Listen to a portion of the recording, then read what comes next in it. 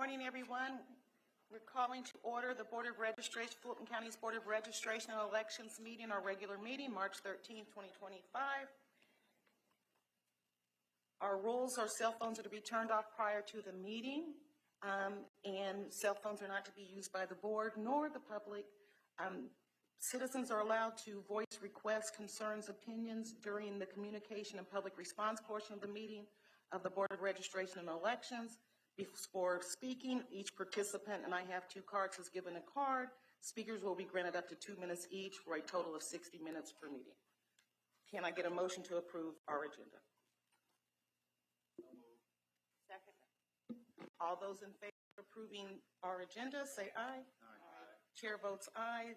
The motion passes. Our agenda is approved. Communications and public comment. Ms. Miller, would you please approach the podium?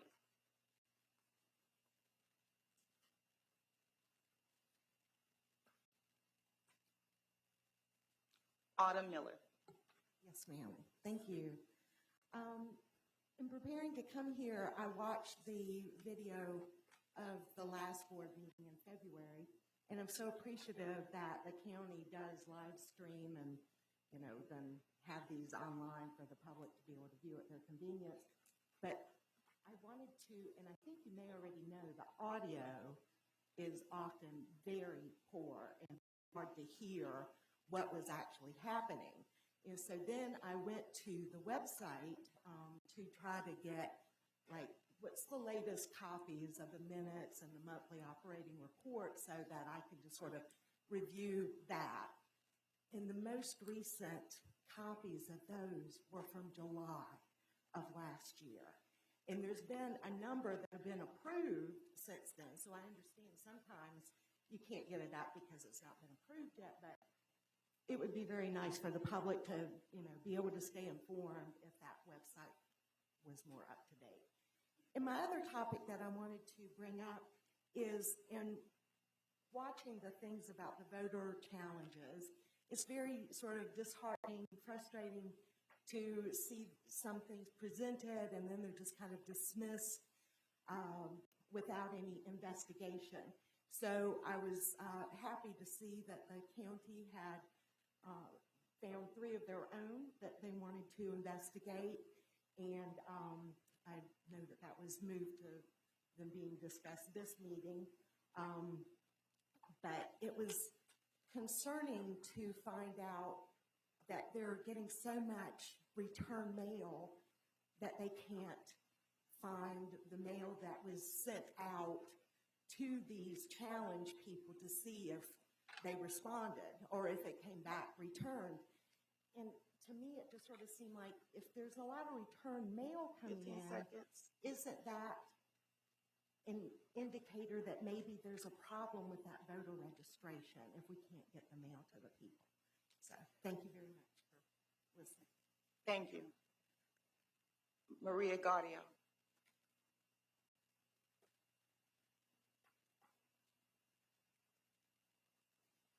Good morning, Maria Gaudio. I want to pick up where I left off last month, where I was reporting that the data for sheriff and superior clerk of court still was inaccurate, and Nadine piped up and said she was compelled to lie and say that it had been updated. And that's a lie because I have screenshots for that that very day. However, presently, since then, there are now stats available for sheriff race Charles Rambo.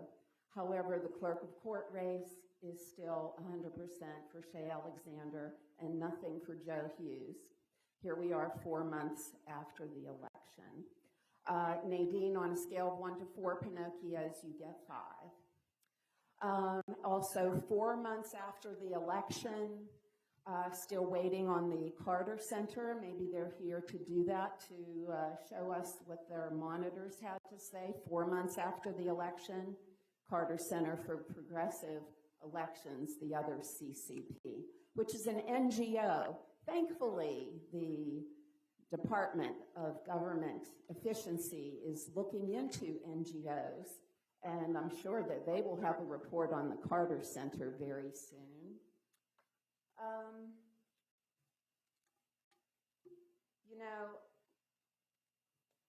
The elections department has been in so much trouble for many years, many elections. And as a previous whistleblower, I can tell you that early whistleblowers are rewarded with 15 leniency. seconds. The longer you wait, the less leniency you get because you just look like you're jumping on the bandwagon. If Tweedledum and Tweedledee are lying to the rest of you the way they are the public, I suggest that you consider That's your time, calling Ms. the Gaudio. Department of Thank you. Justice whistleblower hotline, Ms. Gaudio, your 833-fraud-11, or submit a complaint to the Gaudio. oig.justice.gov as soon as possible. Thank you. All right, we are moving to the 2024 Fulton's Monitoring Team presentation. Will the monitoring team please approach the podium to present? And I will say we received this morning. We're listening to what the monitoring team says. We will respond as a department, and the board may also issue written responses as well. Thank you for being here. Thank you, Chair Allen. Thank you, board members and staff members who are here. My name is Ryan Germany. I was a member of the monitoring team. I'm going to give a brief overview of what you guys hopefully already have. I do have some hard copies that I can hand out if people need them too. First, I want to, with me also who's going to talk some is Jonathan Stonestreet from the Carter Center. I want to say first who we are, the approach we took, and the conclusions that we've reached. Who we are is we wanted to make sure that we staffed this team with people who are experts in Georgia elections. So that consisted of myself. I was formerly general counsel at Secretary of State's office for Secretary of State Brian Kemp and for Secretary Brad Raffensperger. Matt Mashburn, who is a longtime Republican Party statewide poll watcher, a lawyer trained under Ann Lewis, who's the godfather of election law from a conservative perspective in Georgia. Lynn Haley, who was the longtime election director in Richmond County, which is Augusta, and is still involved as a consultant for other counties. And Carter Jones, who, in addition to having international monitoring experience with the International Republican Institute, monitored the Fulton election in 2020. So we wanted to make sure that we were coming in with actual knowledge of Georgia elections, not just in Fulton, but around the state. And we also partnered with the Carter Center, who is well known for their expertise in election monitoring. The approach we took, when it comes to elections, I have learned that what really matters is what goes into things before voting starts. That's really what's going to determine if you have a smooth, secure voting experience. So we wanted to make sure that we monitored the lead up to elections. I think that's really the most crucial thing. Whether you deliver a smooth, secure voting experience for voters once voting starts really depends on the preparation, training, and processes that you have in place before the election and how well you execute those processes. And how the actual voting goes really stems from all of that. So we wanted to make sure that we were in and able to monitor and observe before the election, which we were. Thank you to the board and to the staff for making sure that we did have the level of access and welcoming, and we did have that. We were able to observe all of these processes.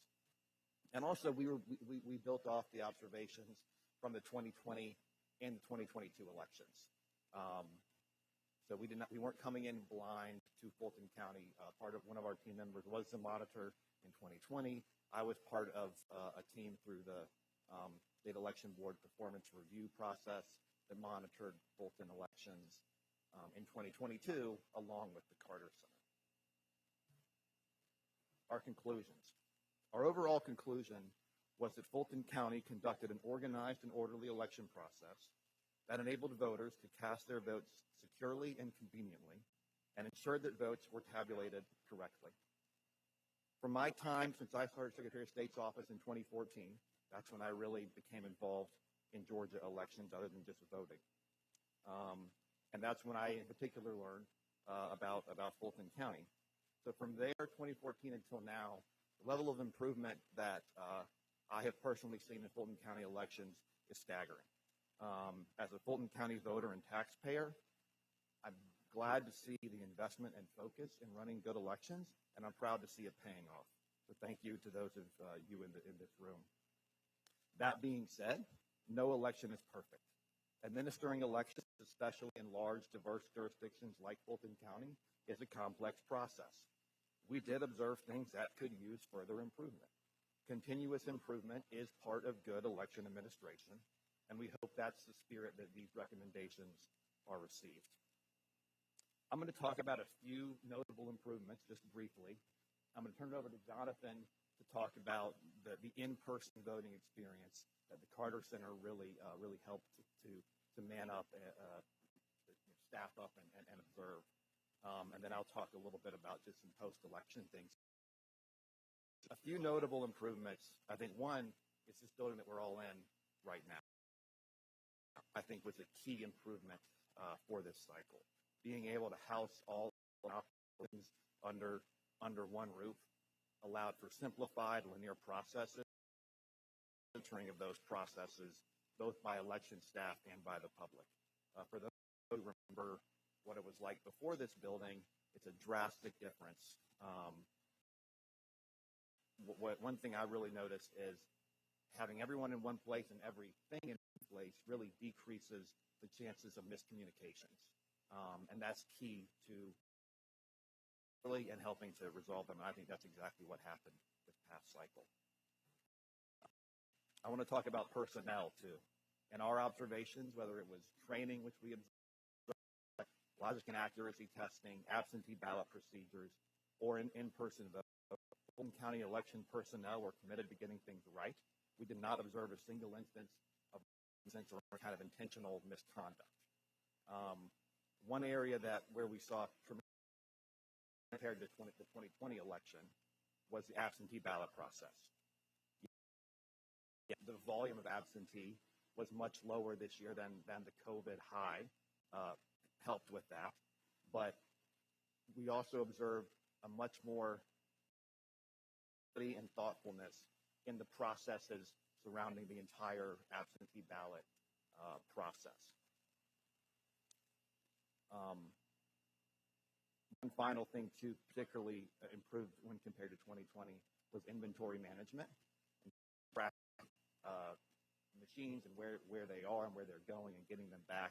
That was some particular challenge that was observed in 2020, and the process for was drastically improved. I mentioned a couple areas for further improvement, and these are things that we've already discussed with the board members in some of our previous statements. The visibility of logic and accuracy testing. I think the elections allows for that great space, but I know that you guys received complaints too about, hey, public who under Georgia law is supposed to be able to observe logic and accuracy testing, they can't really see what's going on. They can certainly see the testing that's being done, but as we say in the report, the purpose of that law is so that the public can come in and see that the machines are working properly before the election.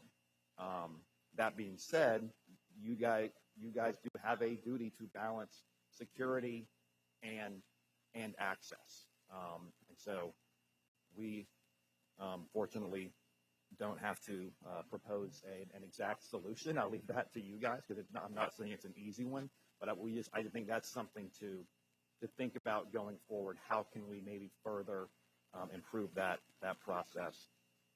The only other thing I'll mention is in the process to receive absentee ballots over the weekend that caused kind of a stir right before the election. We say that we think there was better ways that could have been communicated.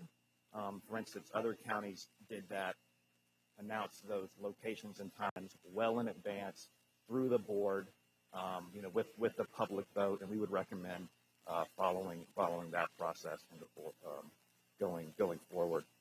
And now I'll turn it over to Jonathan to discuss some of what we saw for actual advanced voting and Election Day.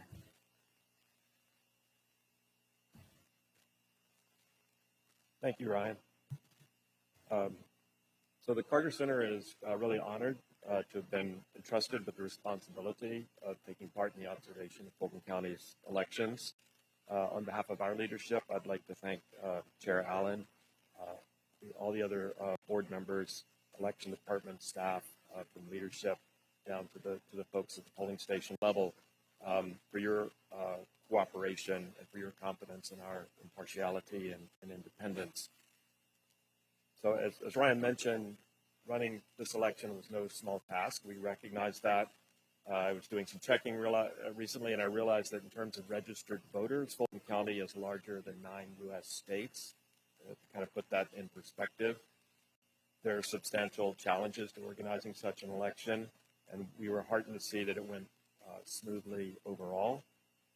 As Ryan said, there are things that can be improved in any election, and that's the case here. Our role was really, as Ryan said, have our observers on the ground during the advanced voting period, and on Election Day. We observed at least once at all of the advanced voting locations, with the exception of one outreach site in the first couple of days. And most locations in advanced voting were observed at least 5 times. On Election Day, we collectively observed at all 177 voting locations, and overall our teams submitted more than 700 questionnaires with their findings on their observation. So we had a very good cross-section of the election process. So for advanced voting, we found that was very orderly and efficient with only minor incidents. 98.7% of our visits, observers positively assessed the conduct of advanced voting procedures. Most voters did not appear to experience significant wait times. So where we observed, in more than half of the cases, voters didn't have any wait time. And in the remaining, just over 40%, the average wait time was 5 minutes. So there were occasional lines, yes, but it looked like the number of locations was sufficient. And this is important because advanced voting is actually where most people participate in the process. So for the most part, the advanced voting locations were accessible to disabled voters and voters with mobility issues, although we noted that wheelchair access in some smaller locations was difficult. I know that's difficult to balance because the community wants the same place they've always voted in, and so there's balancing to be done, but we did note that.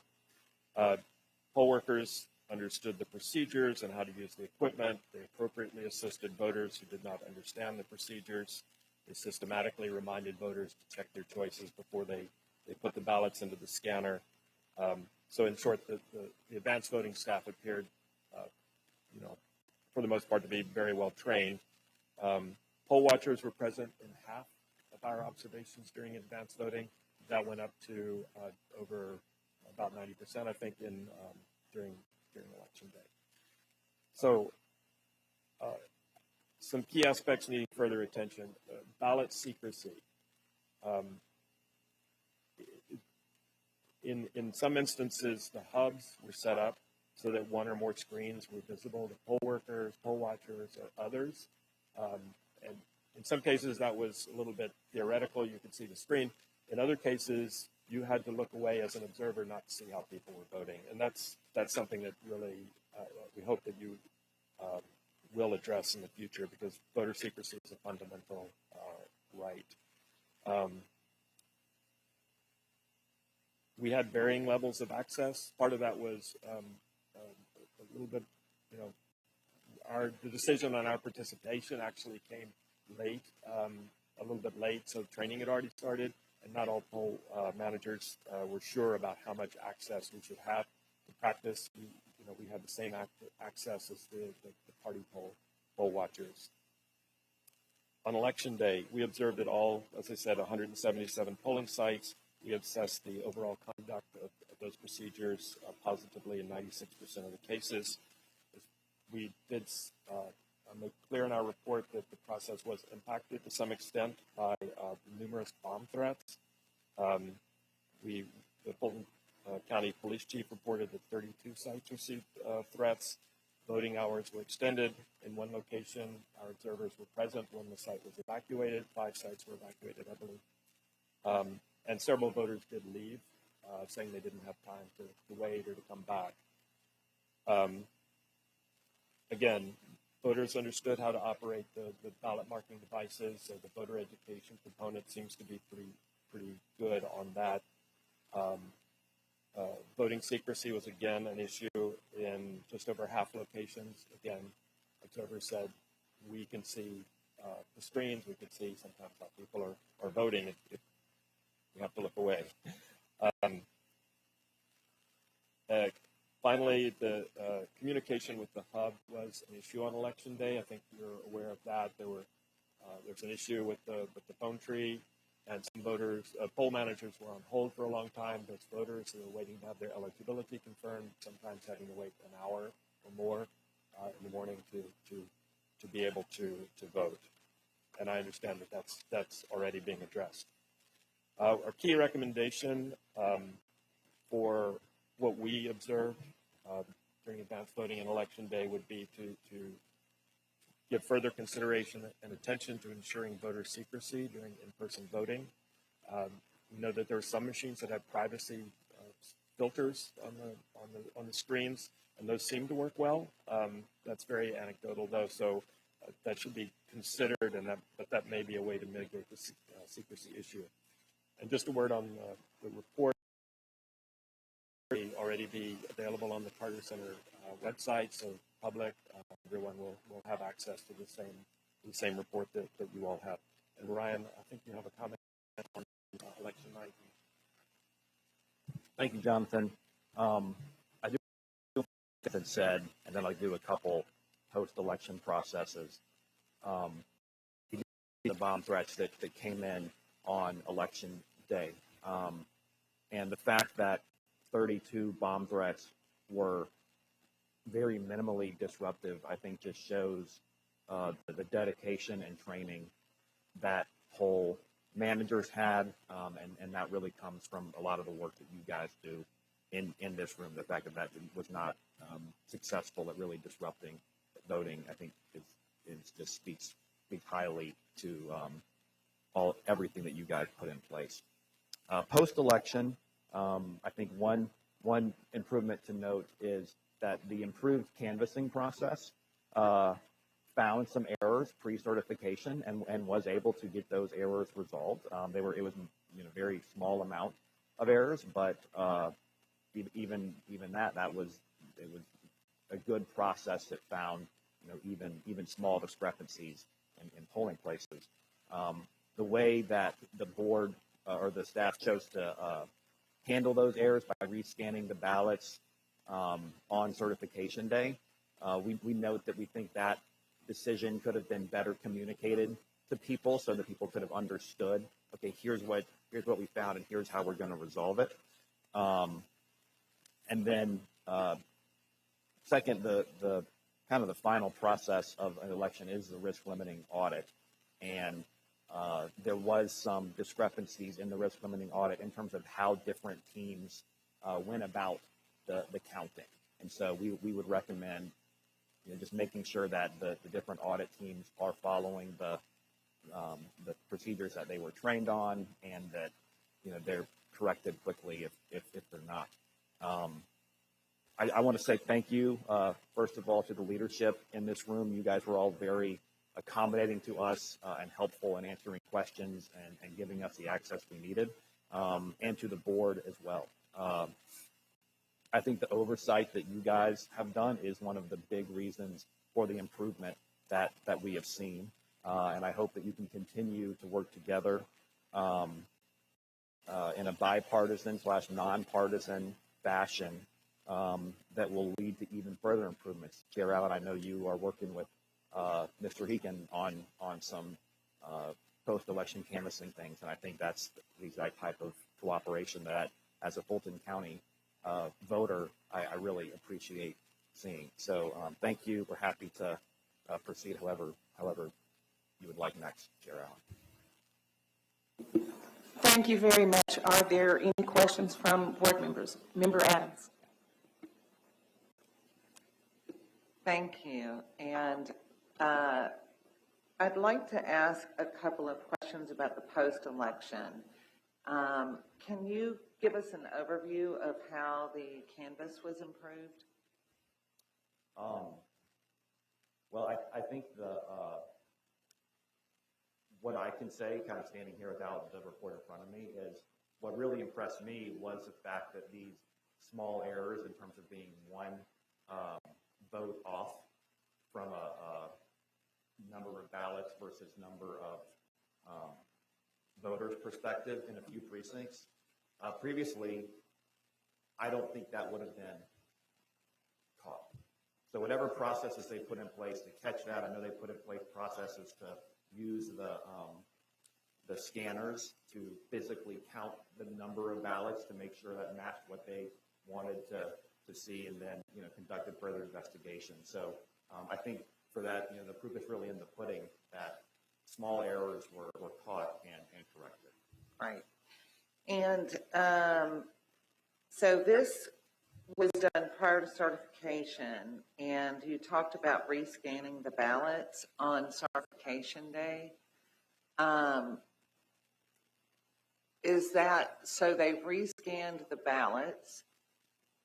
Do we still have the original ballots that were scanned, or do you know why the ballots were rescanned? I mean, that's kind of confusing to me. So the ballot, there's only one ballot. It's a physical ballot. So yes, of course, you would still have those.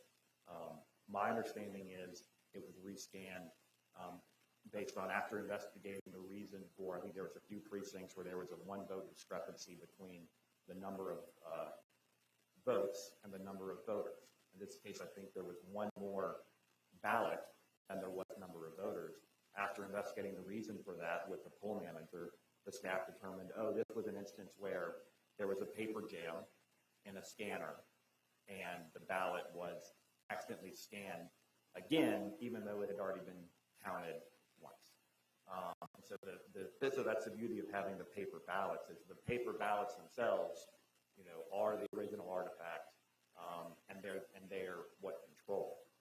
So staff made the decision. I don't know how the decision was made exactly, but the decision was made to rescan all the ballots from those particular precincts. The original artifacts. And so that's my understanding. And we did note in our recommendations that we think that could have been and should have been explained better to people like you, frankly, and to the public, so everyone could know, here's what we found, here's how we're going to resolve it. And I'd just like your opinion. Your opinion on whether that should have been a board vote to rescan those ballots. Whether that should have been a what? I'm sorry. A board vote. This board should have voted on that. Is that part of the communications that you're referring to? I don't know that it should have been a board vote. I think generally, you'll see in our report that increased kind of communication and cooperation would drastically, is kind of the next level improvement for Fulton County. I think from when I first kind of started learning about Fulton County election, other than just as a voter in 2014, there was a lot of fundamental things that needed to be addressed.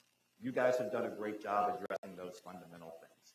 I think the next step to really get to the next level of improvement is kind of an increased cooperation and communication.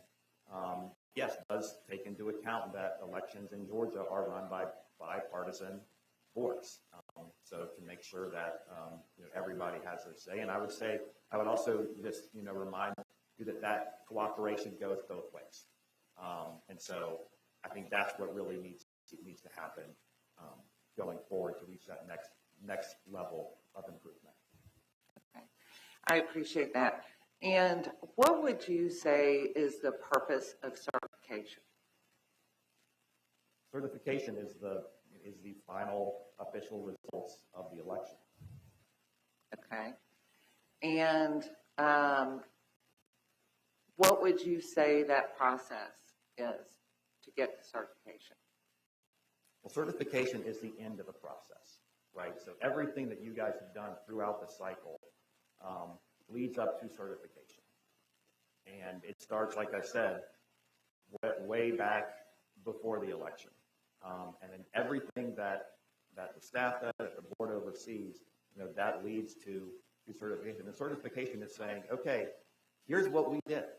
We oversaw a process from voter registration to absentee voting and here are the results that we got. And that's what certification is. And would it be your opinion that you start the certification? I mean, obviously you start before the election, but when you're actually certifying, that the two documents that you need are the votes cast per precinct per vote method and the numbered list of voters per precinct per vote method. I'd have to kind of sit down and think more about that. I think the way to think about it is not, oh, this is a process that starts post-election and it's me looking at documents. I think the way to think about it from your perspective as a board member is this is the culmination of the process that I have been involved in from the beginning. You can't redo everything post-election. That's not what it's for. This is the culmination of a process, and there's canvassing that checks, but that's what certification is. But would you agree that certification is a verification of the numbers adding up? Well, I would say that's more of what canvassing is. And then certification is the final thing where you're saying, here is what the votes said. Here is, like, we've done this entire process, and here is what we did. But certification is to verify that the numbers are correct, right? I mean, the end result, the last thing, is to make sure that the numbers match, right? Certification, and you're using words that I wouldn't really agree with. Certification is a legal, mandatory process that election boards have to do to say, here are the results that we got. As you know, there are things that can occur post-certification. For instance, that's when recounts begin. That's when candidates are allowed to make election contests. So there can be, and I think the law even says that even if there's a discrepancy, you still certify. And then you can let candidates, whoever, fight that out. So certification, I think, is a legal stamp that says, here's what we have done. And I've heard many times the expression that the county certification is just the first step in the process. And I understand the recounts and the RLA. I understand all that. But what are the stop? If we're the first step in certification, can you tell us what the other steps are afterwards, aside from the RLA? Well, I would disagree with it. I would say certification is really the final step of the process that you guys have done throughout the election cycle. And so that's what certification is. And then there's county level certification, and then there's risk limiting audits, and then there's state certification, and then there's post-election procedures after that, whether it be recounts or election challenges. So I wouldn't agree that it's the first step in the process. It's the culmination of a process that you guys have been overseeing for an entire cycle. And the state certification, I believe that's, is it 17 or 18 days after the election? I believe that's correct. Okay. And do you know when the Secretary of State receives the documents from the counties prior to certification? He receives the documents after the county certified. Okay. But right after, because I understand in this last cycle, several counties had told me that it was dropped off at regional locations on November 20th, which would have been 15 days after the election? They received electronic certification copies, I think, right after the county certified.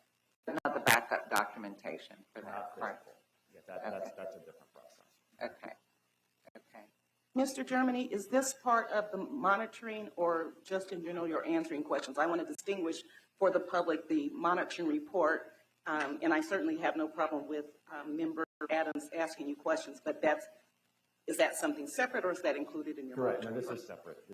I'm just Okay. answering friendly to Can I, do you mind if nobody else has questions, can I ask? Well, no, if there might be other questions, you just started first. That's okay. Okay.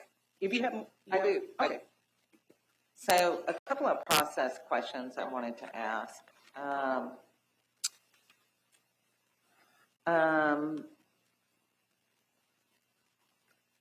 Hold on just a second, sorry. Are you aware if any ballots were printed in the department? Am I aware of ballots printed in the department? Yeah. I mean, I don't know how closely you were monitoring, and I don't know if you know if any ballots were printed. I specifically was not monitoring that. I would imagine that ballots would be printed and as part of, whether it's. Okay. I was not specifically monitoring that. We did have other members of our team who were. Okay. And I don't know if you were part of this team, but the vote review panel, I understand when they were duplicating ballots, they weren't writing duplicate on it. Is it your opinion that they should have been, or whether they were or not? Because I got reports from people observing vote review panels not doing that. We do address vote review panels in the report. My understanding is that they were writing duplicate, that it is a required process, that the duplicate should be able to be tied back to the original. And I think there was a process for that. Okay. Thank you for that clarification. And let me see if I have any. You guys answered some of my questions while we were going. Let's see. Because generally you let others answer. So while Okay. you're looking, Okay, that's fair. Mr. Johnson, Member Johnson, Vice Chair Johnson, the questions you said you had questions. Yes. So first of all, thank you for the report. We truly appreciate the work that you and your team altogether has put into working with this. And I also want to say thank you to the staff here, because I think this is an indication that this staff is doing an exceptional job when it comes to working on elections, no matter what the perception is sometimes. It's always good to have a third party to come in and take a look at what we're doing. I'm from a small town in South Georgia, and you hear that perfection is a destination often traveled, but you don't always make it quite there. But in searching for perfection, I think that this staff has done an amazing job of, as you mentioned, improving on certain aspects of elections over the last few years. You said you've been paying attention since, I think, 2014. I think I got on the board in 2017, and I can tell you that there have been some significant changes to the processes, and our staff has done a great job of making those processes better. In your report, you do say that there are some things that we can do better, and you also said you look forward to continuing working with the department on making those things happen. With that, I think we need to work to make sure that that continues to happen. We have a countywide election this year, so it may be an opportunity for us to work with you again, or work with someone so they can see. And you said this report, and I'm jumping around, you said this report is public already? Yes, sir. It's already online? It's published on the Carter Center website. If not already, then they're in the process of doing that. Okay. So I just wanted to make sure our media team was able to see that as well as they're here. So All right, thank you. I just wanted to, my main point is to say kudos to the staff for the major improvements that we've had since 2020, obviously since 2022. And thank you again. Member Crawford. I don't have any comments about the final reports yet until I've read it and digested it. Then I'll maybe have more questions. But so far, just from scanning it, it looks very well. And I know you all put in a lot of time. I saw you everywhere. So thank you. Not as much as the staff that Member Johnson was thinking, but Yeah. But yes, we thank you for saying Yeah. that. So thank you for that. But I'll hold off on making any comments and or have any questions until after I've read it. Madam Chair, for the record, I agree with Ms. Crawford. I'd like to read it before asking questions. Thank you. And that's what I initially said, that we had just received it, that we would respond back in writing, and so would the department. One of the questions I do have is, you mentioned LNA testing.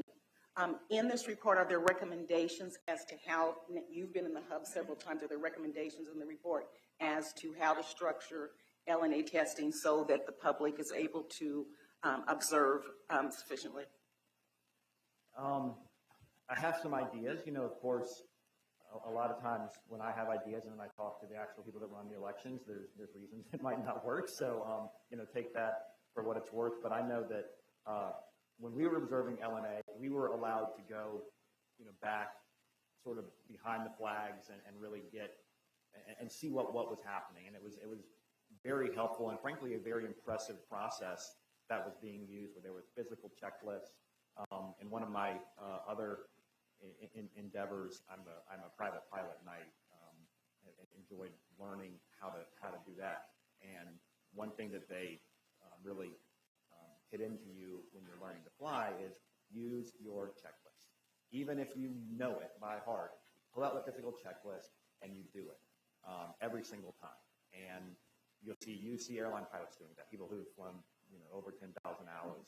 And that was a process that we observed for logic and accuracy testing, where there was a physical checklist of here's all the things that the people doing this are doing. And I just think it was a very well done process. But from the part of the warehouse where the public was standing, they really couldn't see all of that. So one idea was they had all the machines are lined up in rows, and maybe you could come up with something where there's almost like aisles in between each row that still have flags that the public could walk in and get closer, because you do have to protect the security of the equipment. There's a bit of a rock and a hard place where people will say, "Oh, I'm not close enough to observe what's really happening and see see what I should be able to see as a public observer." And then on the other side, if you can't just allow carte blanche access or even close to it, and people would say, "Oh, I could have got in there and messed with any of the equipment." And so you guys have to really balance both of those competing things. So I think there was definitely attention to both of those things. You could tell that people had thought that, okay, we got to have transparency, we have to have security of access as well. And so I would just say, as you continue to balance those things, keep in mind that, particularly for LNA testing, I do think the purpose of the fact that it's public is so that the public can say, I observed it, I saw that these machines working correctly, and that's why it's public. So it's just maybe keep that in mind as you're thinking through potential improvements. All right. Thank you. Thank you. Member Adams. I have a question about opening the early voting scanners. And I know that Mr. Carter was, I'm sorry, Mr. Jones. Mr. Carter. Mr. Jones was involved in that. But I wanted to ask, I talked to him a little bit. My understanding of the law is that you're supposed to use the ballot recount sheets, which in my opinion is the original forms used in early voting for chain of custody, and the numbered list of voters when you're prior to opening those to make sure the numbers match. And I just wanted to see what you all thought of that process and how we were doing it correctly or incorrectly. I'm not sure about, I'd have to look and see at the exact documentation requirements that you were talking about. I know the point of the process in the law now, especially when you take into account there's an 8 p.m. deadline to report the results of early voting, is that the legislature has said because the early voting is done on Friday, they want you guys to report it no later than 8 p.m. You're allowed to start that early tabulation as early as 7 a.m. on Election Day. Now, there's a lot of other things happening on Election Day, and you have to have early tabulation. It has to be a sequestered team. So, I would say, yes, that early tabulation process, I think, is crucial to meet that 8 p.m. deadline. Frankly, it's essentially mandatory if you're going to meet an 8 p.m. deadline. I think that maybe the tabulation this past year didn't start until 2 p.m. I'm guessing that was probably due to staffing and you have to sequester the staff that's doing that and the observers. If there is a way to be able to start that process earlier, I think that would alleviate some of the pressure on that. So I just want to make sure we're clear here. You're not saying that since they don't have enough time, they don't have to follow that, right? Like the law? I think there is enough time if you start at 7 a.m. Of course, you have to follow the law, of course. Okay. But I really would say, too, this is in our report, I think Fulton County, if they didn't make the 8 p.m. deadline, they were very close to it, a few minutes after, which, as Member Johnson was saying, is a tremendous improvement from a reporting time from where what we've seen previously. Absolutely. I agree with that. Let me say this, because I do understand that you might have even more questions when you dive into it more, and I believe you all would come back if we asked you to come back. Okay. And the reason I say that is because I'm aware that Mr. Germany has a flight to catch, and that's one of the reasons why we went first. But I think that if we need to have them return, and then that gives everybody a chance to have digested it all at any rate, and then have more questions because you might have more at that time. But I'm trying to make sure I observe what I request. They requested to go first. We put them first when they ordinarily would be later because he has a flight. Okay. I'm sorry, I didn't mean to make you late for your flight. In the meantime, please, if there are specific questions like you're asking here, what exactly we need to get into here, whenever that comes up, even for me, I like to go back and look at what's in the statute, look at what's in the rules, and really go from there. So that might be more of a not a board meeting conversation, but I'm happy to have those types of working sessions. I will say that I'll just leave it at that. I'm happy to have those conversations. Okay, thank you. And I think you are too as well, correct? Yes, that's what I thought. Okay. Thank you. Thank you very much. We certainly appreciate all the time and attention that you've given to Fulton County, and we will look at the report. We thank you for the improvements. Like you said, there's nothing that's ever perfect, and we certainly want to improve as a county to ensure a better product and a better election for Fulton County voters. I'm sure I'm speaking on behalf of the department that does a great job and the board when we say we want to continue to improve. I just want to thank you, Chair Allen. I think, in particular, there's been a lot of chairs of the board, and I think, without saying anything poor about any of your predecessors who also, I think, undertook a tough job. I think you in particular are in a good place to really make that next kind of, lead to that next level of improvement along with Director Williams.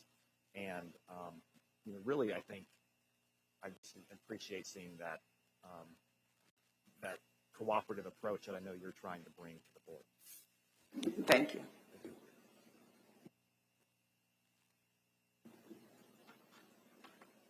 Now we're turning to old business. We have number 4 on old business, approval of the minutes. We've haven't been able to approve yet, and we are going to approve today the October 10th, November 8th, and November 12th, 24 minutes, and then, of course, the minutes from the last meeting.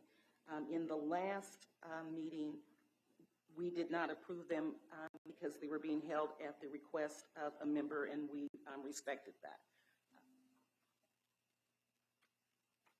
And so at this point, are we prepared to approve the October 10th, 8th, and 12th minutes?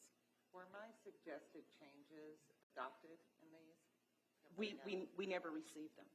I reached out to request them. I sent an email. I asked another board member to reach out. We never received your changes. I sent in the changes within, I don't know how many days of the last meeting. And then the next time I went on, my email didn't work, but it appeared that went through. My email's been in and out since the last meeting. It's been more out than in. None of us have seen changes. Am I correct? None of us have. And I did request, and I sent it out to everyone. And then I did ask board member Heathen to personally reach out to you about the changes, but we've never seen them. Okay. In the future, would it be a problem to call me? I mean, we have each other's phone numbers. We've called and texted. Could you do that? Because it was clearly an email issue. My suggestion is that the onus needs to be on the person who is making the changes in the bylaws. Member Crawford? I'm sorry. Thank you. I apologize. But the onus is on the person who is making the changes to the minutes of the board meetings. I think that maybe whoever's making them should follow up to make sure that they have received what has been sent. Okay, so I need to follow up on sent emails when they're not answered? I mean, like, I don't even know if they're answered. Since you said that you were having problems with your email, then that might have been what you should have done, yes. I was not having problems with my email when I sent it. I was having problems with my email after that, days after. Who was it sent to? All of the board, and it was copied. None of us received it. No, I've never received an email from you. Well, let me fairly say in at least the last 2 months.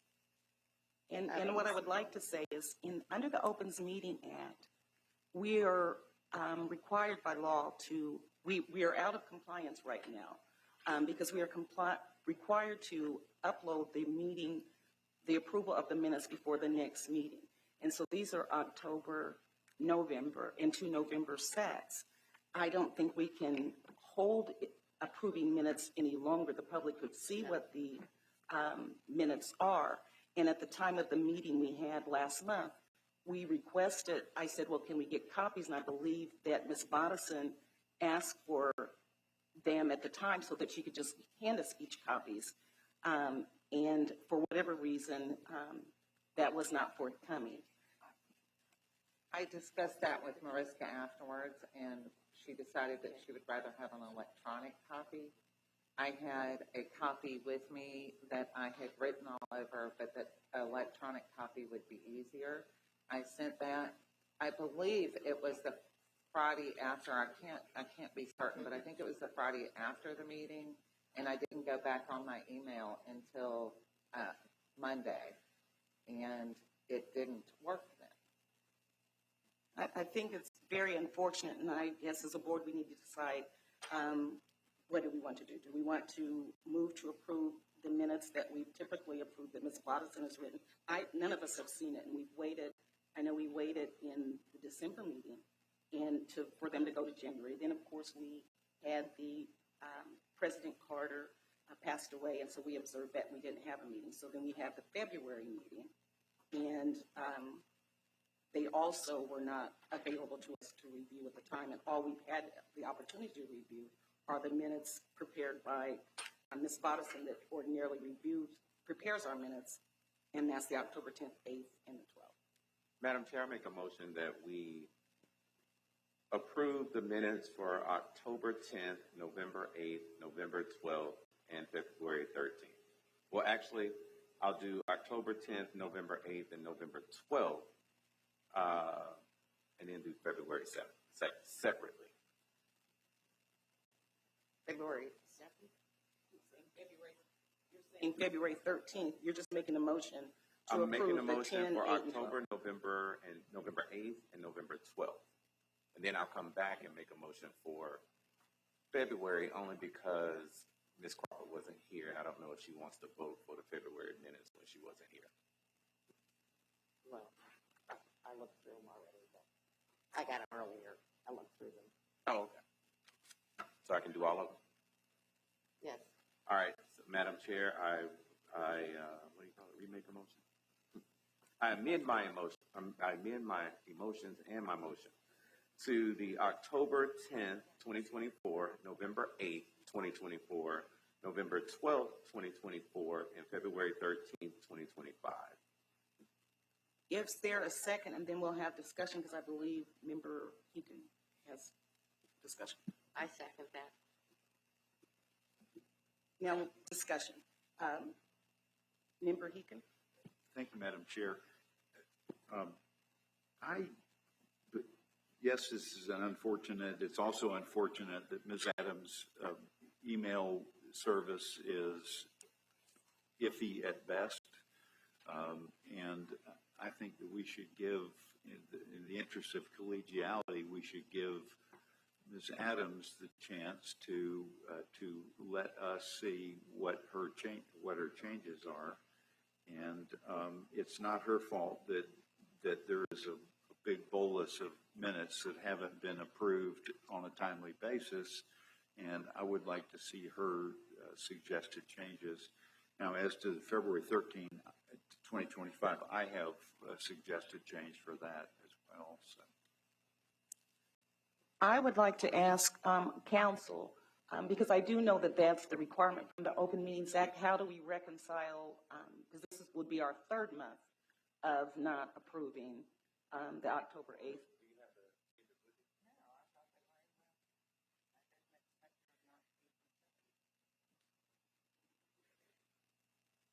Madam Chair, before if you don't mind, and I understand Mr. Heaton's position, but I know that sometimes I have issues with email, I have issues with phone, text, all of that, but I follow up, and these were actually supposed to have been done.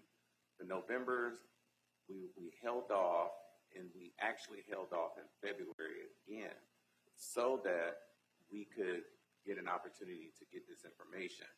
I know that I've reached out to, say, Ms. Crawford. If Ms. Crawford doesn't respond in a reasonable amount of time, I'll reach out to her again and say, hey, did you get my email? Did you get my text? Did you get, my phone call?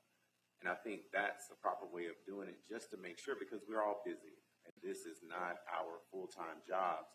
So, but I do know that I went through my email.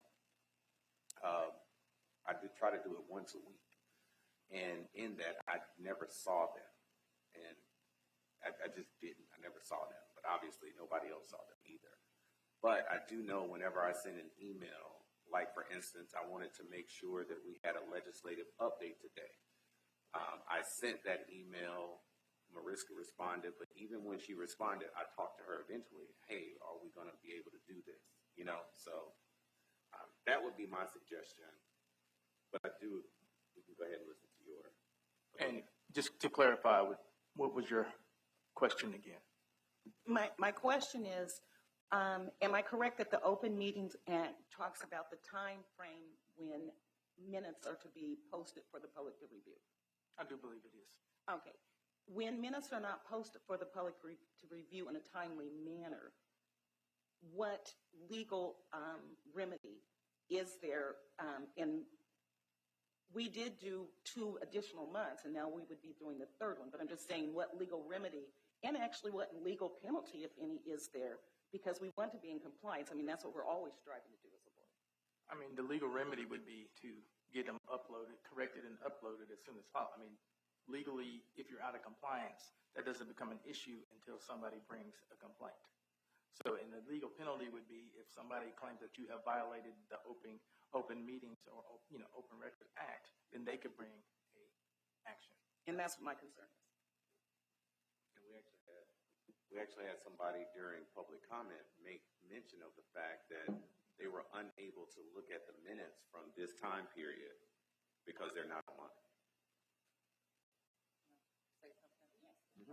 They actually said since July. These are October, so August, September. There are meetings in between that have not been posted as well. Mm-hmm. That we have already approved. I agree. Any other comment? My concern is not being in compliance and being in compliance and not having a complaint to the election board, a complaint anywhere about the fact that we are out of compliance. We're knowingly out of compliance. I have a comment. Can I'd like approval to be able to get a email, to set up my own email that just got board business, that is not a county email, because I've had so many problems with my email. Because I do understand, I found out after the fact that part of the times that I had problems, it did not bounce back that I was not getting emails. And I don't know why. Sometimes it was, and sometimes it wasn't. I don't know that, I think we've talked as a board here that every last one of us have had issues with our email, not just one time, repeatedly. I think I had to have somebody from the department work several days to try to get my email back online. I believe that was in January. I know that Vice Chair Johnson, I believe you just got yours back in again. So I don't know, maybe that's a further discussion about us going offline, because I also understand under open records we should have our emails within the Fulton County system. But it does, it's a problem with communications with all of us having our emails going off and coming back on. So I do think even in the Carter Center report, and that we could improve communications. So I think that this is a real issue. I believe it's an issue, but I'm not, as a board, should be making a vote to go outside of the law to establish something for Fulton County when there's a state law as to governmental meetings and access and open records. We do still have the motion on the floor. Is there any further discussion? Mr. Heekins said he had something for February 13th. You need to turn your mic on. Thank you, Madam Chair. On February 13 minutes on page 9, I move that we strike the word crafted and. Mr. Heekin expressed disapproval of the challenge policy that the board crafted and approved. That the board approved. The board did not craft this. There is no discussion. It was voted on. Other very cursory discussion. And then on page 10, Mr. Heekin interjected and would provide. I would like you to strike. I would move to strike the words interjected and. Mr. Heekin suggested that the BRE. Mr. Heekin? The correction is strike interjected and? Yes, ma'am, please. Okay. Can you repeat the first? I apologize. Page Can you 10. repeat? What was the other page? Clarifying hers. Is there, They're just asking me to repeat the corrections for the February 13 yes, minutes. Thank you. Page 9 at the of the page, Mr. Heakin expressed disapproval of the challenge policy, which I definitely did. And then that the BRE crafted and approved in June. It was that the BRE, strike the words crafted, and that BRE approved. And if we want to discuss why that's inaccurate, say that we crafted it, I'd be happy to. Otherwise, I would move on to the second thing is on page 10, the top line. Mr. Heakin interjected and suggested. I would ask that the words interjected and be removed because that would apply to everyone. For instance, Chair Allen interjected and requested that the BRE, et cetera, et cetera. I'm fine with that. I have a question while we're talking about this for Attorney Lumen. Is it possible to approve minutes? For example, if we approved the October 10th, 2024, November 8th, 2024, November 12th, 2024, is it possible to approve minutes and at a different date amend those same minutes? And is that possible? I don't know. You could definitely make a formal motion to amend the minutes after they have been approved at a later date, yes. Okay, and I'm thinking that that might be a way to resolve this because we haven't had them. We move forward, so we're in compliance today. We get the changes that Member Adams suggested. We review those. If we decide to amend based on that, then we at a later date put that back on our agenda to amend those minutes. And then that way they're viewed by everyone, they're seen by everyone. Ms. Adams' changes have been considered because right now they are not, and then we're also in compliance today. Thank you for that. I do want to tell you that I do sincerely appreciate that because I am a little frustrated here. But so I sincerely appreciate it. But I just wanted to let you know I'm still going to vote no to approve these before the amendments, and I didn't want you to be offended after helping me. Oh, I'm never offended by a vote. We're all here individuals, and we all give our opinion. I'm not offended. I wouldn't be offended at all. So we have a motion on the floor to approve the October 10, 2024, November 8, 2024, and the November 12, 2024 minutes. Is there any further discussion? Did you say February 13th also? You did not make the motion yet, did you? Yeah. Oh. Yeah. I'm sorry, that's what Mr. Heakin said. He has some changes, and I'm okay with his changes. Okay, so I'll go back. We have a motion on the floor to approve the minutes of October 10th, November 8th, November 12th, and February 13th, 2025. Is there any further discussion about those? Mr. Heakin. Is that as with my amendment suggested, or? Yes. Okay, good. All right. As amended. As amended, yes.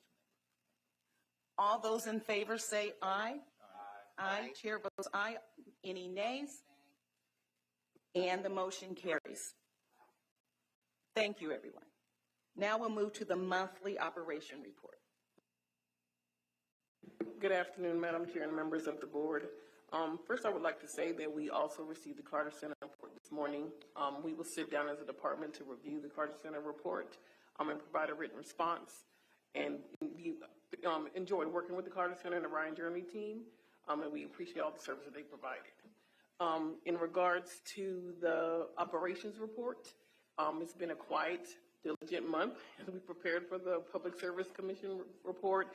And since we do have a hearing, and the board did receive the report over a week ago, I would just recommend, instead of us reading each page, do you all have questions that you want to ask each division, or do you want us to literally go through each page of this report?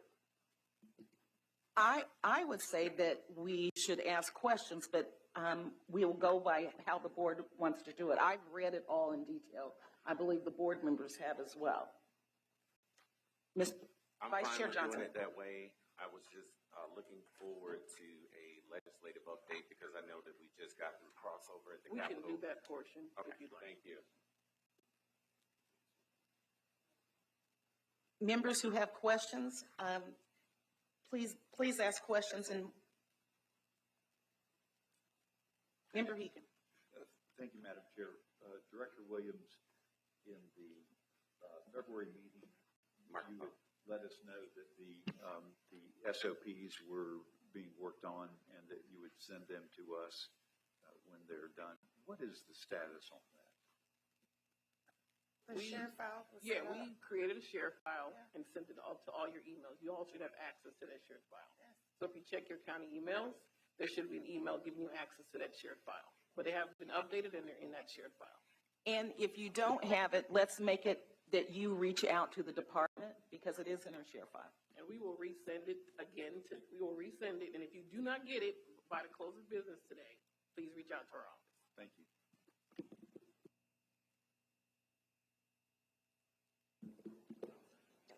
I think maybe we need to start as a board doing what a number of the department heads do, sending back received, so that the person who sent the email knows that you received it. That would be great. Thank you. I think that's a very good idea. So I think that needs to be, we just need to get in a routine to do that. Acknowledge. Yes. If there are no additional questions, we'll give the Well, legislative. I'm getting ready to ask, do you have a question on that? Anyone else? So the legislative update.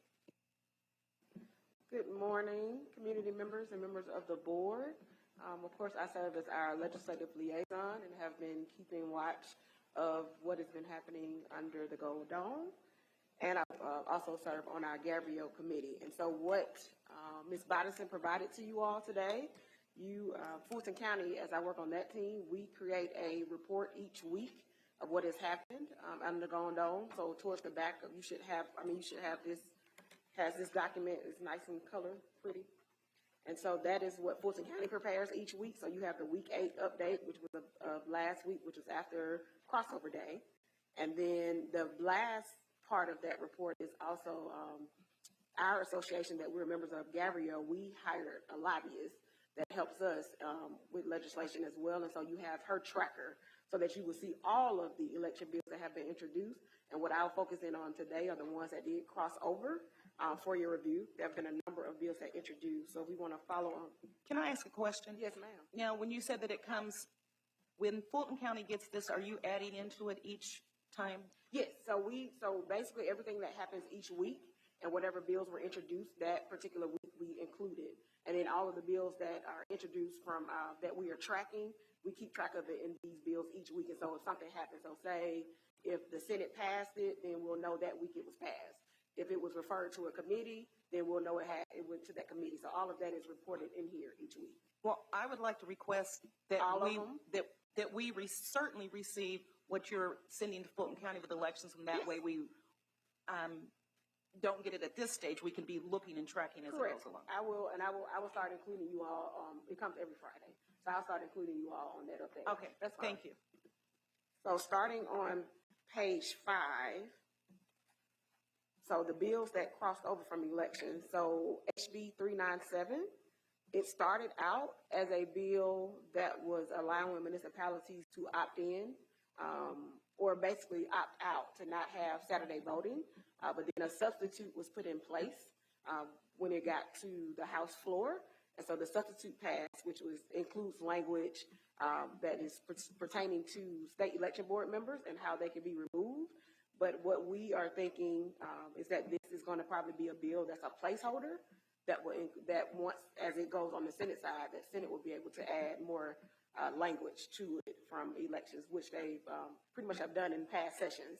Once it passes out of one particular chamber, once it gets to the other one, that chamber has the ability to add language from bills that have been introduced this session. And so that's why I wanted to include that tracker that you all have, bills that have been introduced.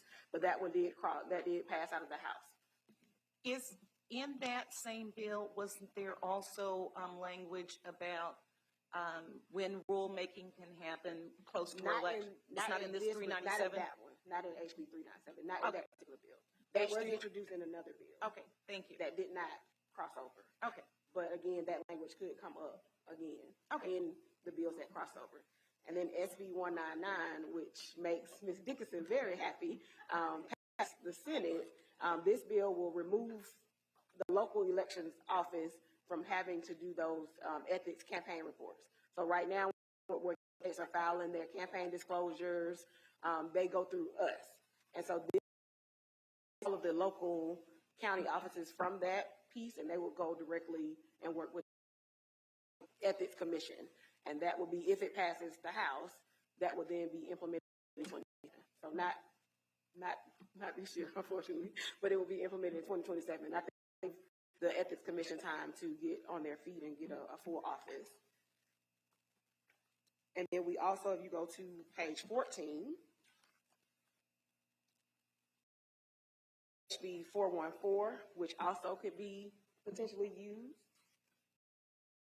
That language could appear in later on. HB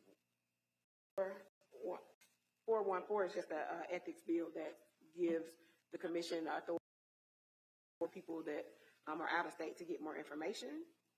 And then SB 115 passed as well, and that is basically banning ranked choice voting from federal, state, or local elections, not including UOCAVA, of course, but just from any other elections. Yes, Mr. Johnson? So is there any rationale behind that? Because I know that there was discussions about trying to figure out a way to cut down on costs, which would get rid of runoffs. Mm-hmm. And I think ranked choice is an option, not saying I like it or anything, but ranked choice is an option. Was there ever a rationale? There was a discussion, so in the hearing for this bill, there was a discussion about that, and there was some, because what the opposing side were saying, we don't do it now, besides UOCAVA, so why would we implement something that was already there? And there was some discussion about the runoff, but at that particular time, there was not anyone who was willing to put in a bill to say remove runoffs. Even though that come up several times from people who made public comments of how much it costs, there wasn't, in that particular hearing, the makers of the bill were not interested in adding anything that would remove a runoff. Mm-hmm. And then we have HB 426, and that is and I'm giving you these bill numbers. These are particularly the bills. Let's see.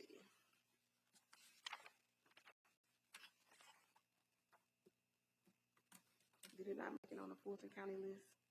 Okay, I'll pull it from our tracker. So if you go to the tracker, it is on the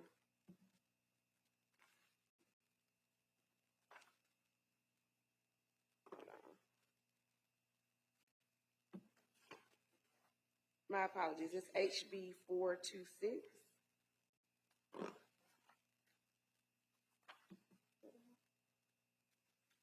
That is it should have been, I might just have to send you all these bills. I thought it was showing on here, but that's a bill number. It's probably not on here, but it was more so for nonpartisan judges, the election of the nonpartisan and magistrate court judges to make those elections nonpartisan. But I was giving you that bill number as those are the bills we're watching, HB 426 and HB 397, as those are particular the two bills that may be carried through, that did pass, that more elections language will appear. And then the tracker, I wanted you all to see all the bills that were introduced. If you go to page 22, those are the major bills that were sort of introduced that didn't cross over. And so those are some of the languages that we're looking at that may, appear later on in this session. So if you look at SB 270, this had a lot of information in SB 270, so it was a lot of different things in this bill. The bulk of it was about absentee. And also, this is the one that Ms. Adams was speaking about. That you were speaking about, Ms. Allen, with the rule change. that was a part of SB 270. And so this bill did have a hearing. It didn't pass out of committee or anything. They just had strictly a hearing to get feedback. So that's why we're thinking that this may be one where some of this language may appear in one of the bills that did cross over.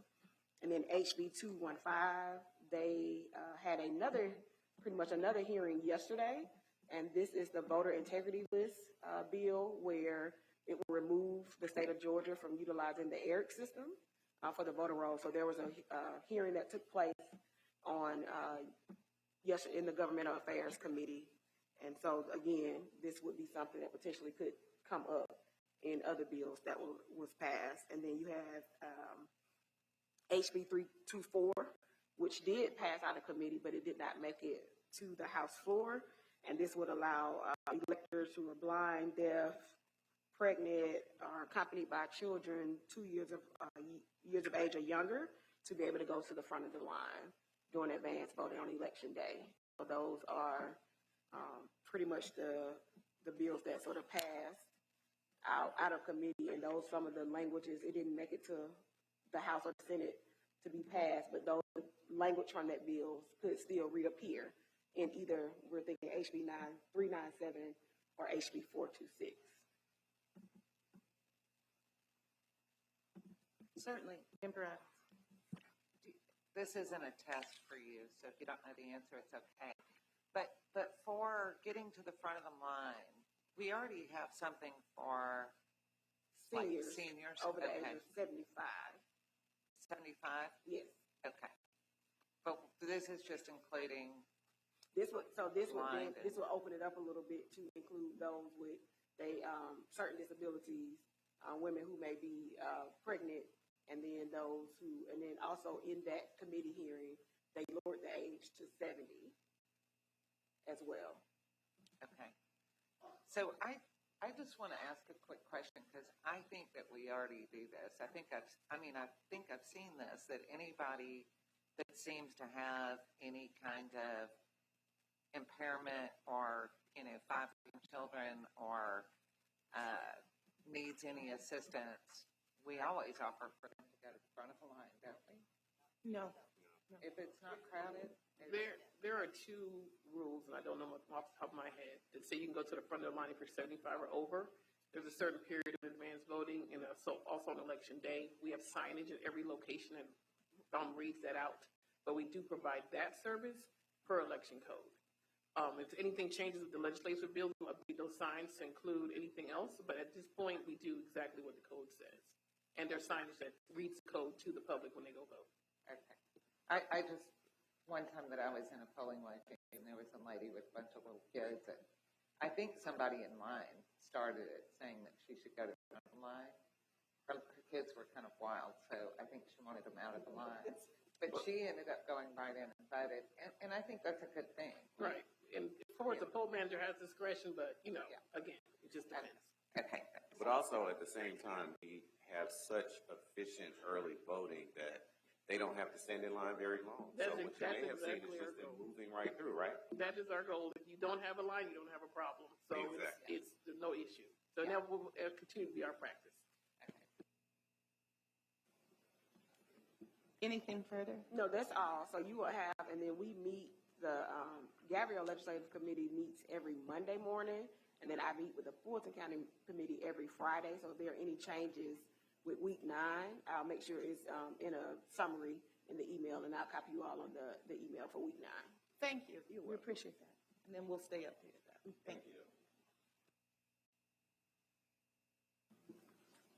Is there anything further?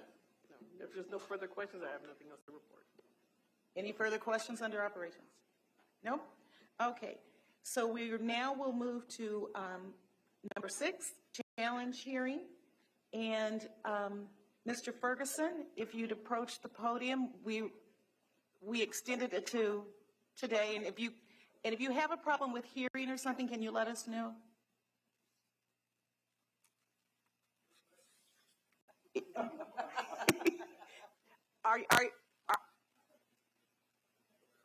Are you able to hear us okay? You're not mic'd up. Your mic's not on.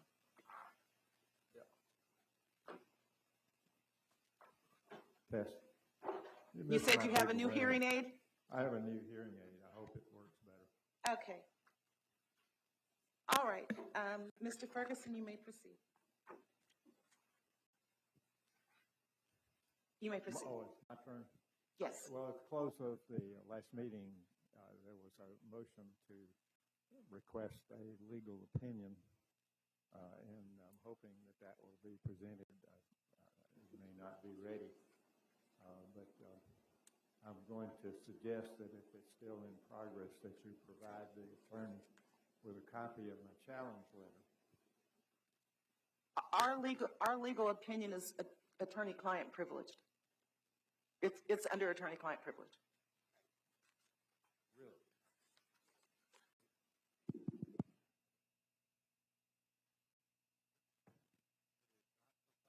Display? Well, I have the earlier one. Should I give it back to you?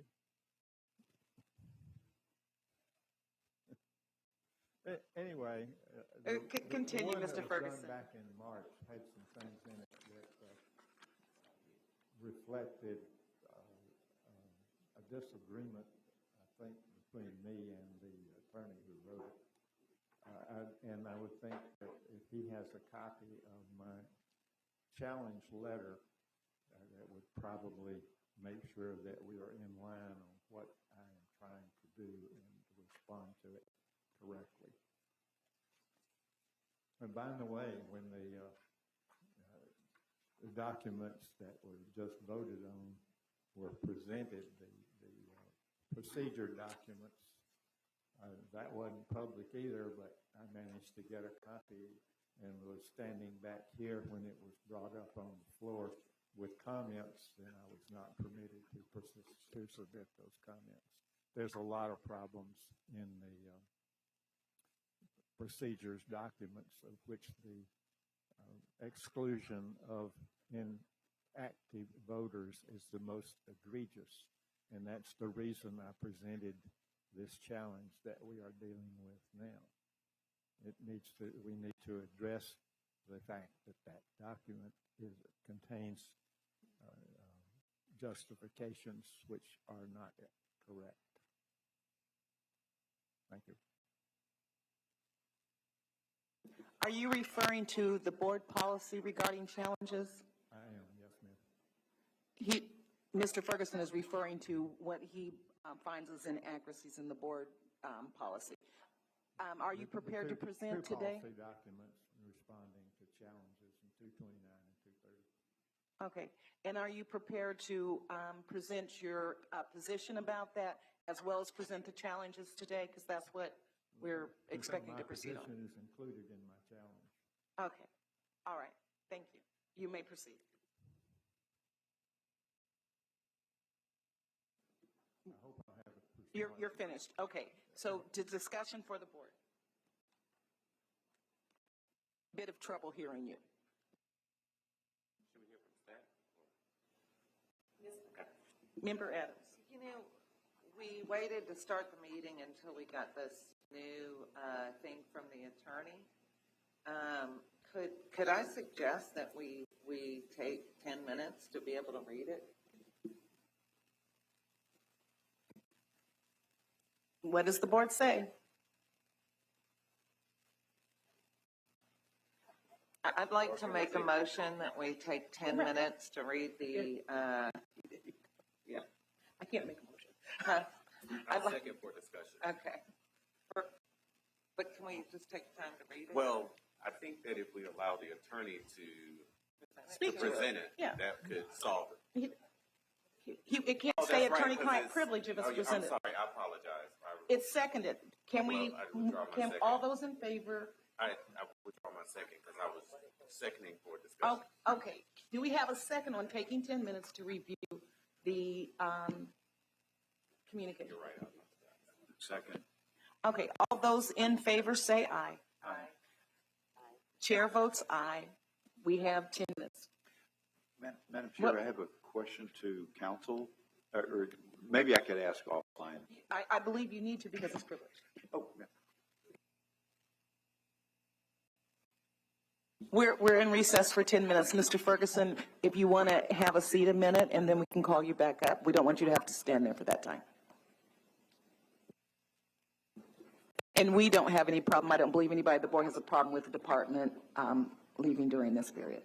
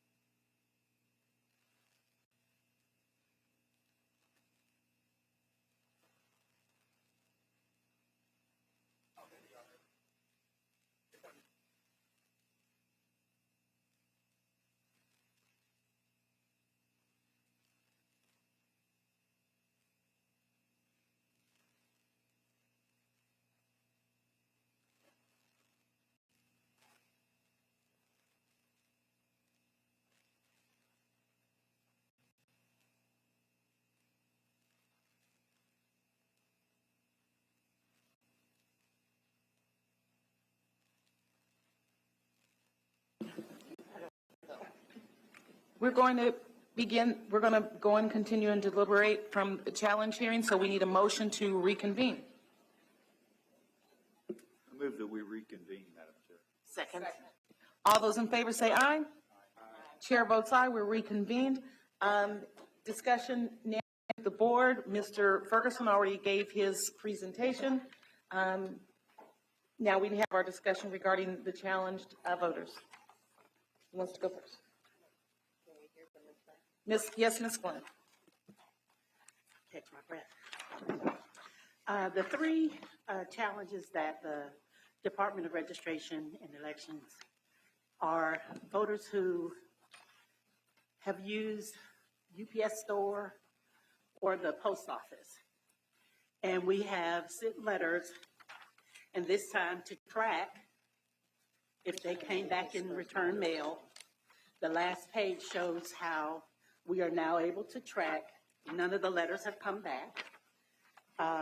We have one person did have a phone number, an email address, and we sent the letter and still have not been able to reach. That was Mr. Harris. So we have asked for the commercial addresses to be updated with residential. So we are challenging these three voters. With Mr. Harris, is that who you said had the email address and the telephone number? Yes. Did you call and email? Yes. And I have a copy of, in the packet that I presented to you, I have a copy of the email that we sent him, which also had the letter attached that we sent him. Okay. His notice, but also the email that was sent on February 13th to him. And no response. Okay, thank you. Question, member? In the past, because we haven't had this since Garvis came in, what have we done? What's the disposition of the people with using business addresses for voting? Have we put them in inactive, or have we taken them off? They're not inactive. They are active voters, so we can't put them in inactive status.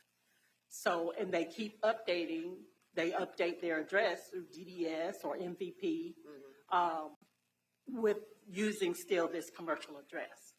So at this point, I'm coming to you, the board, to figure out how I'm to handle them. Do I just challenge them, and then when they come to vote, then they show up on election day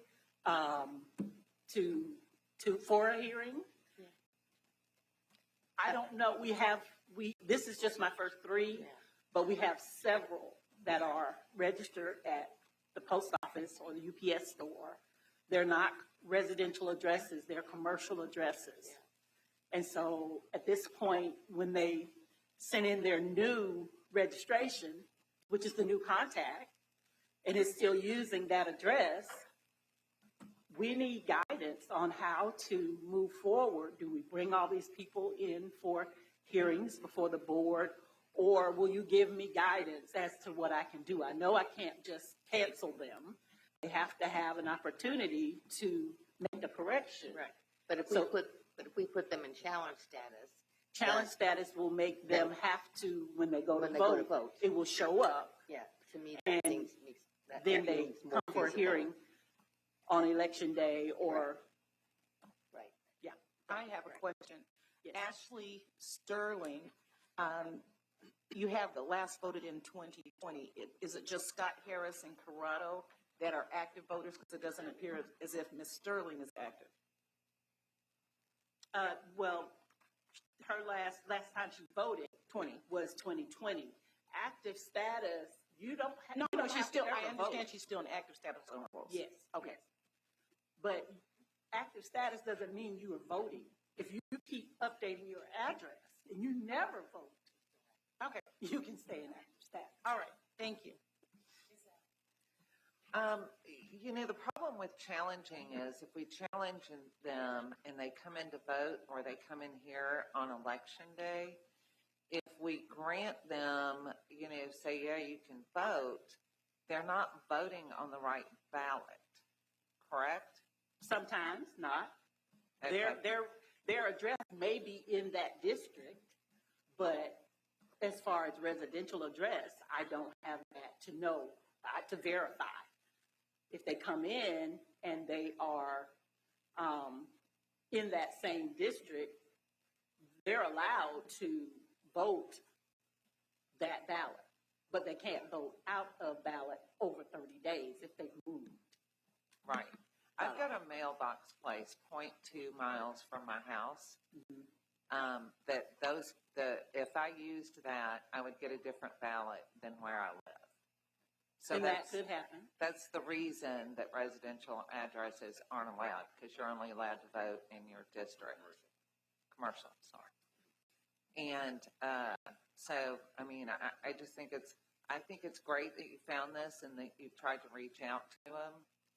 I do believe that they're eligible just to be taken off the voter registration, but at minimum challenged. But you know, they're not following the law to be registered to vote.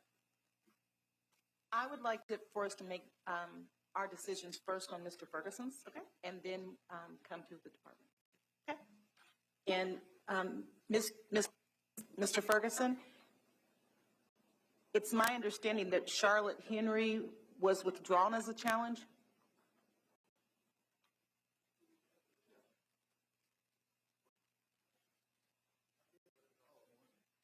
Oh, all right. Okay, so Kathy Jennings and Kyle Brunell. So can we have discussion, or if the board does not care to discuss, a motion on Ms. Jennings' challenge?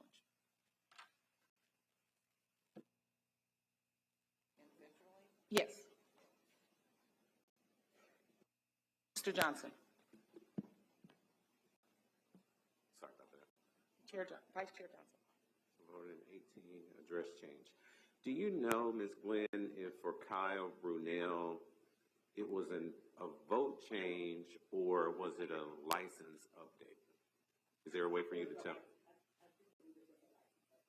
So, and I'm just clarifying because when you do a license update, it will actually update your voter registration as well. That's so correct. this person didn't go in and say, I need to update my voter registration. This person went in and said, I need to update my license. Yes. Okay. That was my question.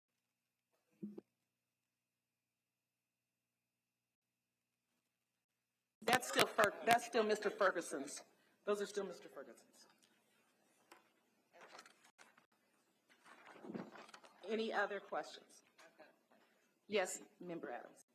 So I've gotten this from the NVRA that says the person's written confirmation of a change of residence to a place outside the jurisdiction is needed to for us to consider removing them from the voter rolls. So my question is, and Mr. Ferguson, these people moved, and you got the NCOA, the National Change of Address from the USPS, correct? I don't think his mic is on. That's not on, but I think I can be loud. His mic is on. Can you get his mic?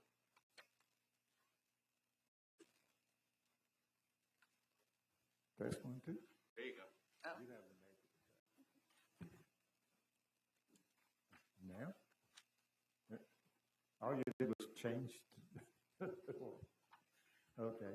What is the question, please? So all of these challenges, you started out with the NCOA, the National Change of Address from the USPS. Is that how you found these challenged people had moved? In my challenge letter, I specified that my challenges were based on NVRA Section 8, Paragraph C. Okay. May I say? Yeah. Mr. Ferguson used the voter roll from North Carolina. He printed out where he said these people had registered to vote there, and he presented me with their registrations from that state and a spreadsheet, which I guess he got from North Carolina. He didn't Okay. use NCOA. He used the voter roll data from North Carolina. Okay.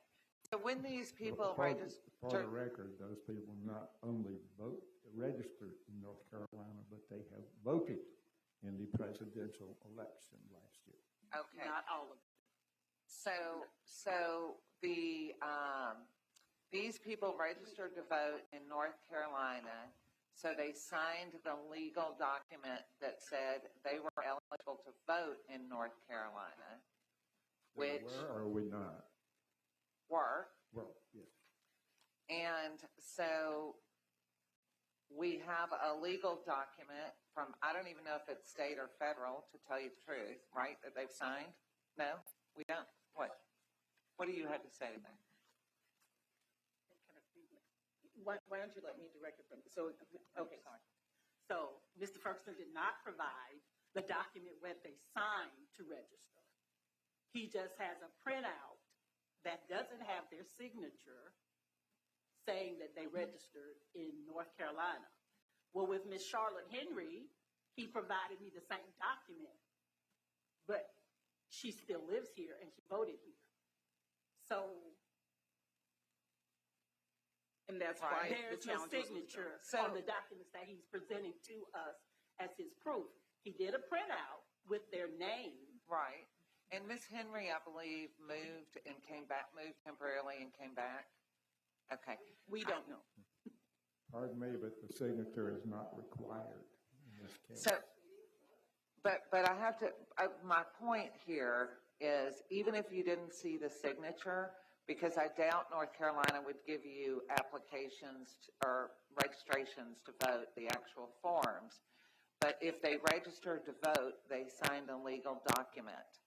And North Carolina supposedly wouldn't accept them unless they verified that the person showed ID and signed it, is my point. They do that at the, when they go to the driver's license and get the automatic. And the driver's license is one more time that the person is, you know, I don't know if they have motor voter like we do. They do. Okay, Everybody does. okay. So that is, they're signing a federal document saying, I'm moving here, I'm a resident, I need a license here. It says this is my address for voting purposes on the form. Okay. So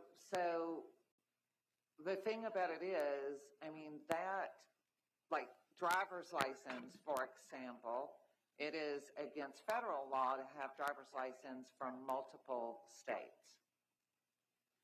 So you wouldn't go temporarily, move to North Carolina like for 3 months, let's say, and apply for a driver's license, because you would just keep your Georgia one and come back. But what I'm saying is, I think when you look at the language about us having to have a signature, it doesn't say we have to have a letter to the department with a signature. It says we have to have a signature that written confirmation of a change of residence to a place outside the jurisdiction. And I believe. Sure. Let Ms. Adams finish. But I believe that that is a signature that shows a change of residence and intent to move there. Thank you. Oh, and let's try to make this a little more orderly. Mr. Ferguson, just a second. You gave the public comment. Let me let the board finish discussing, and then we'll come back to you. Okay? Mr. Johnson. Okay, so a couple of things. I'm sorry, you can't hear me?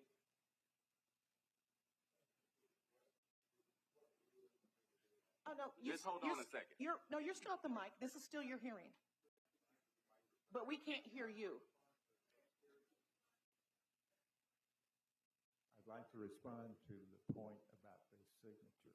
Okay, well, hold. Yeah. And if you will go back to the NVRA and look at the section, which I have used and specified in my challenge letter, it does not require a signature. That signature requirement is in a different portion of the NVRA. Thank you. Vice Chair Johnson. So a couple of things. The evidence, and we all agree that there is no signature, but the evidence is the same between Ms. Henry, Ms. Jennings, and Mr. Brunel. However, upon further research, we found that at least Ms. Henry, even though they had the exact same evidence as everybody else, Ms. Henry is legally able to vote in Georgia, right? Or in Fulton County, I should say. And one of the things that we're talking about with temporary address, what we have to understand is a temporary address is not necessarily 2 or 3 months. And of course, everybody knows I use my family as very specific examples. My son is in college. He has a temporary address, but he was in one spot for 2 years, another spot for 2 years. So during that entire time, he had a temporary address somewhere else. So if you looked him up in the, depending on which database you use, you would find him in another city, especially with the mail. Now, we talk about written confirmation that these people have signed. Do we have that written confirmation? You have. I'm not, with all due respect, Mr. Ferguson, I'm speaking to staff right now. Go ahead. Okay. We do not have written confirmation from these voters saying, take me off, that yes, cancel my registration in Georgia. When we send the confirmation notices, when we get, because we do get the NCOA saying that someone is moved, that's when the confirmation notice kicks in. And those confirmation notices go out. Some people sign them and send them back. We can take them off. Some of the notices come back in the return mail. With the return mail, that process puts them in inactive status. Mm-hmm. And they stay there for 2 general elections before they can be canceled unless they confirm in writing that they want to be taken off of our voter rolls. And I just want to make sure so we use the same language until they are removed from the electors list. Before they, correct. Okay. That's it for me. Thank you. Mr. Heekin. Okay. Member Crawford. Thank you. I think that as far as some of the assumptions that were made when Ms. Adams was speaking, they're not for us to make. We're not here just to pull people off because, willy-nilly.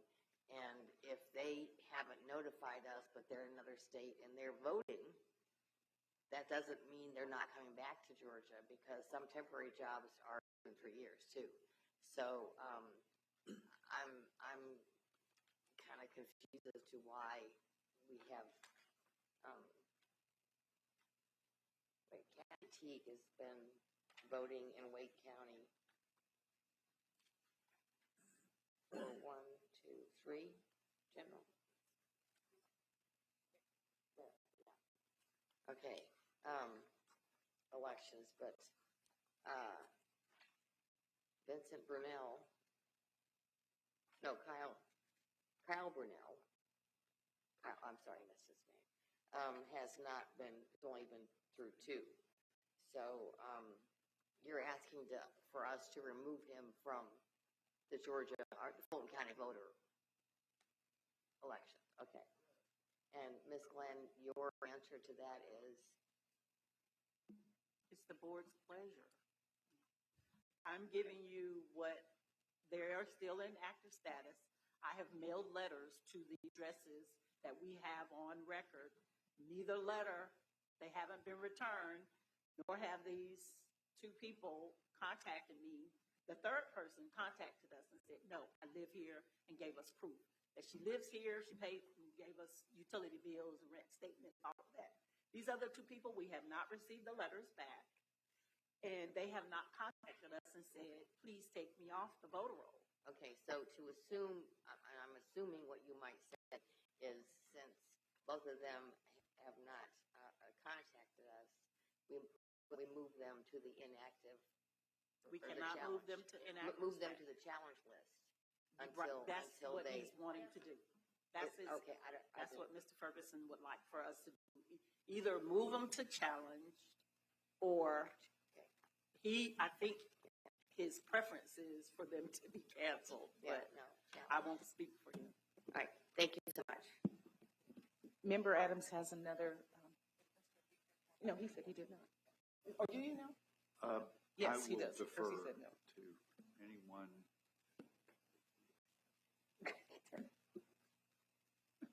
I'll defer to Ms. Adams. And I do have a question. Oh, then Ms. Rankin, please go. She said, please go. Please Oh, go. well, thank you.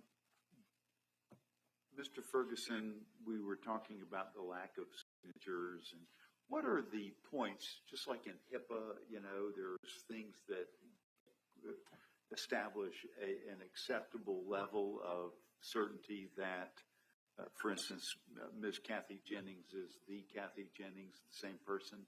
What are the points of identity that you have used in these?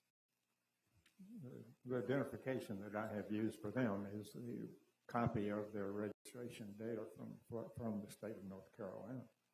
The signature is not required in the challenge that I am making according to NVRA. That is in a different section. If you will look at Section 8, Paragraph C, there is no requirement for a signature. Okay, I think you're answering a question that I didn't ask, and I didn't ask it very well, but how do you know that the Kathy Jennings that registered to vote in North Carolina is the Kathy Jennings that was registered in Georgia? Oh, sorry, I didn't understand that question. It's because I didn't express it very well. Right, we start with the post office's change of address list. We compare that with the Georgia voter registration rolls. And if we find someone who has moved, and we then go to where they have indicated they are moving, in this case, North Carolina, and North Carolina will provide online complete data, the whole file on the individual if they are registered in North Carolina. And now all of that is combined. My spreadsheet, the left-hand portion is Georgia registration. The center portion is national change of address, and the final portion is the data from the state of North Carolina. So it's the NC. And I require in my challenges that the exact first and last name are consistent. If there is a middle name issue, sometimes that's judgmental. Somebody's middle name may be a C instead of a complete spelled out. I use some judgment there. Yeah. As far as address is concerned, I require that the address that they put down on their change of address form for their move to address exactly matches their registration address in North Carolina. If there are exceptions, they are few and far between. So the NCOA has Georgia address and then North Carolina address. Do you match both of those, the Georgia address, North Carolina address, and the name? Yes, sir. Okay. What if there's... also look at the date sequence to make sure that that's consistent. And I will compare the birth year, which Georgia provides. Okay. And North Carolina gives you the whole birth date. So birth year, old address, new address, and name within tolerance. That is, if it were Kathy M. Jennings here, but it was Kathy W. Jennings up there. That would not be the same person. Okay. All right. Thank you. Miss Adams, do you have a question? And then Mr. Johnson. And hopefully we can soon get to however we vote, to get to a resolution on Mr. Ferguson's and then move to the department. I think it's very clear based on the information that they filled out an NCOA, their name, their address matched, birth date, everything matched in the Georgia voter rolls. They filled out an NCOA instead of moving to 123 Main Street in North Carolina. And then in North Carolina, that same person with the same name and the same birth date registers to vote at the address that they were expected to because the NCOA. That's correct. And I feel like when they're either getting their driver's license or registering to vote, those are federal legal documents that they're signing. And so therefore, I feel like these voters have shown us the intent that they're moving to North Carolina and that they're going to stay there. And I understand these letters were sent out to them before the last meeting, so it was sometime in January or February. They were resent to change the date of the hearing from February to March. Okay. So And letters were resent. And none of them are here, correct? They didn't show up. Did you ask if they were here? Do we have Kathy Jennings, Kyle Burnell, and what about the other challenges? Should I call out their names? You can. Okay. No, Did you send we're them? doing the department separately, please. Okay. Is there anyone here named Kyle Burnell or Kathy Jennings? Those are on my list, yeah. I know. I was seeing if they physically showed up. Mr. Ferguson, she's asking in the audience. So, since they have not shown up and we have all this documentation, I would like to make a motion to cancel these registrations. Well, Mr. Before we're at the motion, Mr. Johnson has his comment, and then we can make, just a minute. After Mr. Johnson, let's keep this in, Mr. Johnson. So a couple things. So you just went through the process that you used, and in the process that you used, you got Charlotte Henry, correct? Charlotte Henry is a person that you got her as well. So my question is, did Charlotte Henry register to vote in North Carolina? Yes, sir. So we have her voter registration. This Charlotte Henry. And at this point, I'm asking staff. He did present a registration cover sheet for her as well. I'm sorry, what's a registration cover sheet? Just so I'm clear. That's his proof from that they're registered in North Carolina. Oh, the sheet is, okay. Yes. But did Charlotte Henry confirm that she registered to vote in North Carolina when she replied back? She did not confirm. She provided us with documentation, which is what we asked her for. Come to the hearing and provide your documentation, or you may submit it to us, showing that you live at your address that we have on file. And she provided that. She gave us a gas bill and her rent payment to her address in Georgia. No, Mr. Ferguson has his hand up, but I'm letting us finish because what I would like, I think we have heard from both the department, we've heard from Mr. Ferguson. The issue before us is we will either, whether the vote is, our motion for him to, the Kyle Burnell or Kathy Jennings to be removed, or to be put in challenge status. Isn't that the questions before us? And Ms. Glenn, you finish, and then I believe Ms. Adams was the one who's going to make a motion. Okay, I wanted to say that when the person fills out an NCOA, that is what triggers us to send the confirmation notice. So if they filled out the NCOA and the confirmation notice had been sent and we did not receive, if we don't get anything back from that, they go into inactive status. So obviously these people did not have an NCOA because they're still in active status. that's an automatic trigger for the system to prepare that confirmation notice.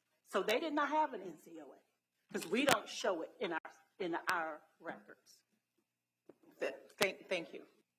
Is there a motion that we could make at this point?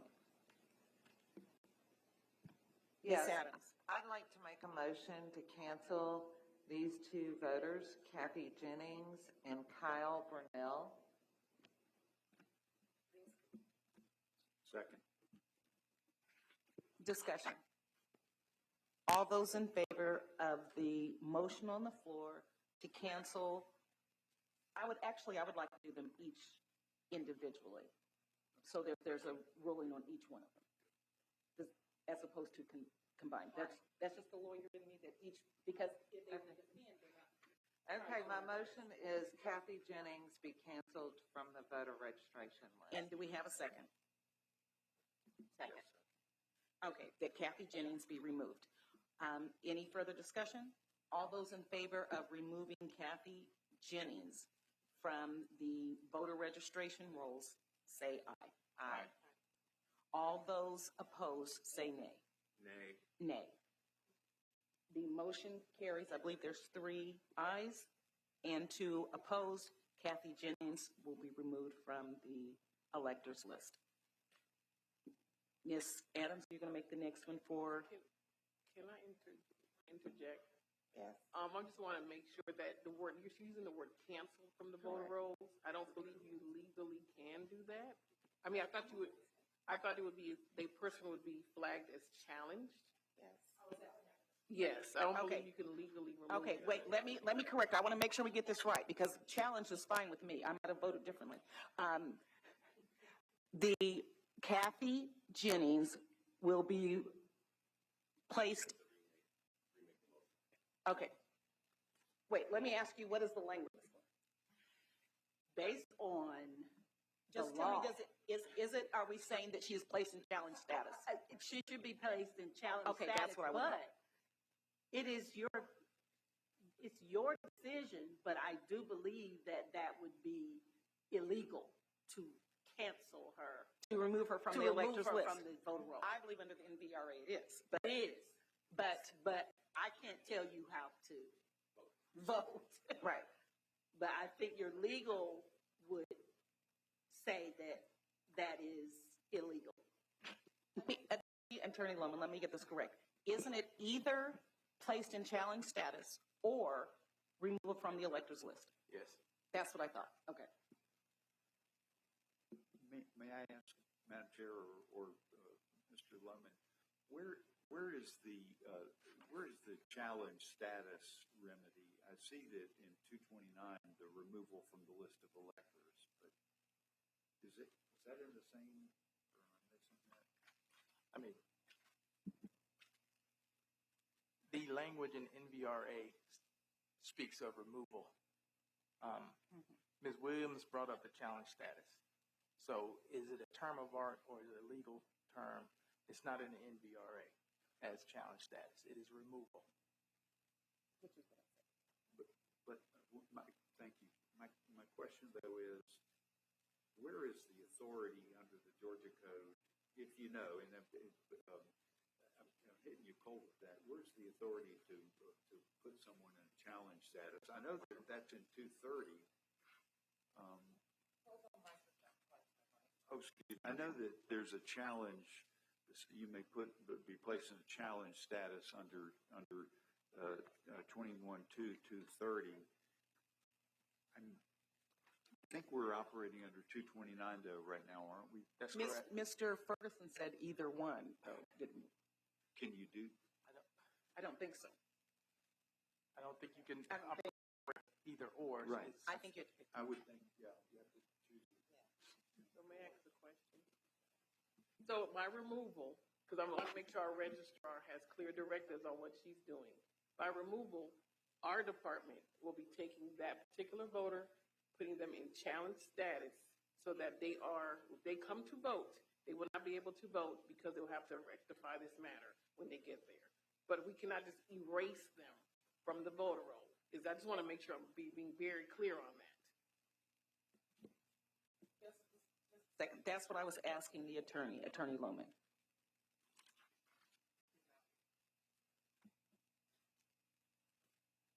It speaks to removal and what you cannot do under the NVRA. It's just in this removal. situation. It's removal. Right. So Flagging them as challenge is Yes. pretty much a removal motion that we're making. Yes. We're not erasing them. We're just flagging them as challenged. And when The they board- come to If vote. the board rules that they are challenged, their name will still be there, but it will say challenged if they were to show up to vote. And they would have to rectify that if they show up to vote. Some people have not voted. But if they do show up, it will be flagged. But we will not delete them from the vote rolls, is what I'm trying to be very clear about. That is my understanding, but I'm going with my understanding is the NVRA does not allow that. And if we're talking about state law and federal law, my understanding as a lawyer is that the NVRA trumps that. Is that correct? that is correct. So I think we should go back to, why don't we go back to the motion? Make sure all the language is clear so that when it's recorded, it's all recorded clearly as to what we are doing. I would like to hear first from Mr. Ferguson, who keeps putting his hand up and getting tired of having his hand up. All right, Mr. Ferguson, because I am used to having like a limit to hearings. And so the question will go to Mr. Ferguson, and I don't know if anyone has a problem with the procedure, but let me know. Go to Mr. Ferguson. Mr. Ferguson will give his response. Then we will go back to whether or not there's a motion on the floor. And then so the language can be clear as what we are recording. And that will be as to Ms. Jennings, and then we'll do it for Mr. Brunel. Is that how everyone's understanding this? Okay. Mr. Ferguson. My turn. I would like to address the criteria in the National Voter Registration Act. And I would like the attorney to quote the section in which the signature requirement is contained. And you will find that it is in paragraph B. It is not in paragraph C, which is the criteria that I use to establish the challenges. And in particular, if you look at C, it even addresses the use of the National Post Office Change of Address form. I'm using that procedure. There is no requirement that the challenged individual provide a signature in order to remove them from the rolls. Thank you, Mr. Ferguson. Now, can we go back to, is there a motion with regard to Kathy Jennings? Can I ask if I can amend my vote on that? I think my. Well, we're getting ready to vote. We're just going to redo it. We're going to do we're redoing the entire vote. Is there a motion on the floor for a decision regarding the challenge to Kathy Jennings? I make a motion that Kathy T. Jennings is placed in challenge status. Is there a second? Would you, I was wondering if you would accept a friendly amendment. I wonder if we could say that Kathy Jennings is, no, I need to give it more thought. No, I'm not, I withdraw that. Okay, it's seconded. All those in favor say aye of placing. Aye. All those opposed say nay.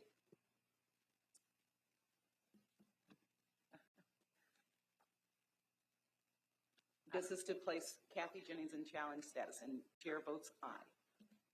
And there's no way we can remove this person. That starts the process. Exactly. Okay, I vote aye. Did you say nay or aye? I said aye. Aye, okay. It's unanimous. Okay, Kathy Jennings is in challenge status. Now, can we have a vote on I never. Kyle Brunel? A motion for Kyle Brunel, sorry. Make a motion that Kyle Vincent Brunel is placed in challenge status. Is there a second? Second. All those in favor say aye. Aye. Chair votes aye. Any opposed? It's unanimous. Kyle Brunel is placed in challenge status. Thank you, Mr. Ferguson. That ends the Ferguson challenges. Please include this detail in the minutes. Madam Chair, Can we turn to the department? Yes? no, I think that we can always revise this, but I think the appropriate language would be to uphold the challenge of this. That's what is The language is, do we sustain or? Yes, ma'am. And so that's what we could do. And whatever the federal does, it does, but we're Okay. upholding the challenge. Okay, we sustain the challenge. Uphold. So, Marissa, we want to use the word uphold. Well, we're not upholding the challenge. He challenged, we said, oh, yes, we did. Yes. Oh, my God. I'm getting tired. I've been here too many hours now. Yeah. Okay, now we're going to the DRE challenges. Now, do we need more discussion? We know these are all commercial addresses. We know that the department again remailed everything again in February. There has been no response from Ashley Sterling, Scott Harris, Elba Corrado, only for the pure sake of whether or not these challenge voters later raise something. Let's just do them individually with regard to upholding the challenge. Madam Chair, I make a motion that we uphold the challenge to Ashley Sterling. Can I get a second? Second. All those in favor of upholding the challenge to Ashley Sterling, say aye. Aye. Aye. Any opposed? Chair votes aye, no opposition. Madam Chair, I make a motion that we uphold the challenge to Scott Harris. Second. All those in favor of upholding the challenge to Scott Harris, say aye. Aye. Aye. Chair votes aye. It's unanimous. Madam Chair, I make a motion that we uphold the challenge to Elba Corrada. Second. All those in favor, say aye. Aye. Chair votes aye. I'm sorry, aye. It's unanimous. That ends the challenge period. We now move to review of advanced voting locations for the special primary of June 16th, 2025. Yes, so previously the board approved 17 locations. It was brought to our attention by Member Crawford that OC Library would be preferred over Oaks Library in the Johns Creek area. We agree with that, so we are asking the board to approve usage of the OC Library in Johns Creek in lieu of Northeast Real Oaks Library. You all approved Oaks Library prior. We want to replace that with OC Library. Member Crawford, since you brought it to the board, can you speak to that briefly as to why you suggested the change? The reasoning is the Spruce Oaks Library is kind of out of the way. It may look like it's in the middle of Johns Creek, which is, but you have no reason to go there unless you're going to be on Old Alabama. The one that everyone knows is OC. It's central, and hopefully Johns Creek and Roswell will work out opening up East Roswell and split the cost. But that's for the cities to decide. But OC is the best location for all of Johns Creek. Okay, Member Adams? I was approached by several people, even some, I believe the mayor and city council members have approached me about keeping the Spruce Oaks location. And I had not known that we were discussing changing it until just now. But they were concerned that there were moves made to change it and saying that it's the only one in North Fulton that's on the, I want to say say east side, I don't know my directions very well, east or west side of 400, and that they had several people that had come to them that were very concerned that Sproul Oaks would be taken away. I don't know how to respond to that. I just look at it from going around to all the precincts and early vote locations, whereas OC is the place everyone knows. Sproul Oaks is, unless you have a reason to be on Old Alabama, you're not going to be on Old Alabama, which is where Sproul Oaks is off of. It's right on the corner. So, and that is between Jones Bridge and Medlock Bridge. So there's nothing in there but Country Club of the South and Autry Mills, and we're going to have voters from Buse Road, but it's not going to be anybody else coming over to Old Alabama to vote. So hence the reason for the low numbers in the last two early vote locations at Sproul. Let me ask a question. What kind of public notice was it that there was the change from OC to, is it Sproul? Yeah. To Sproul?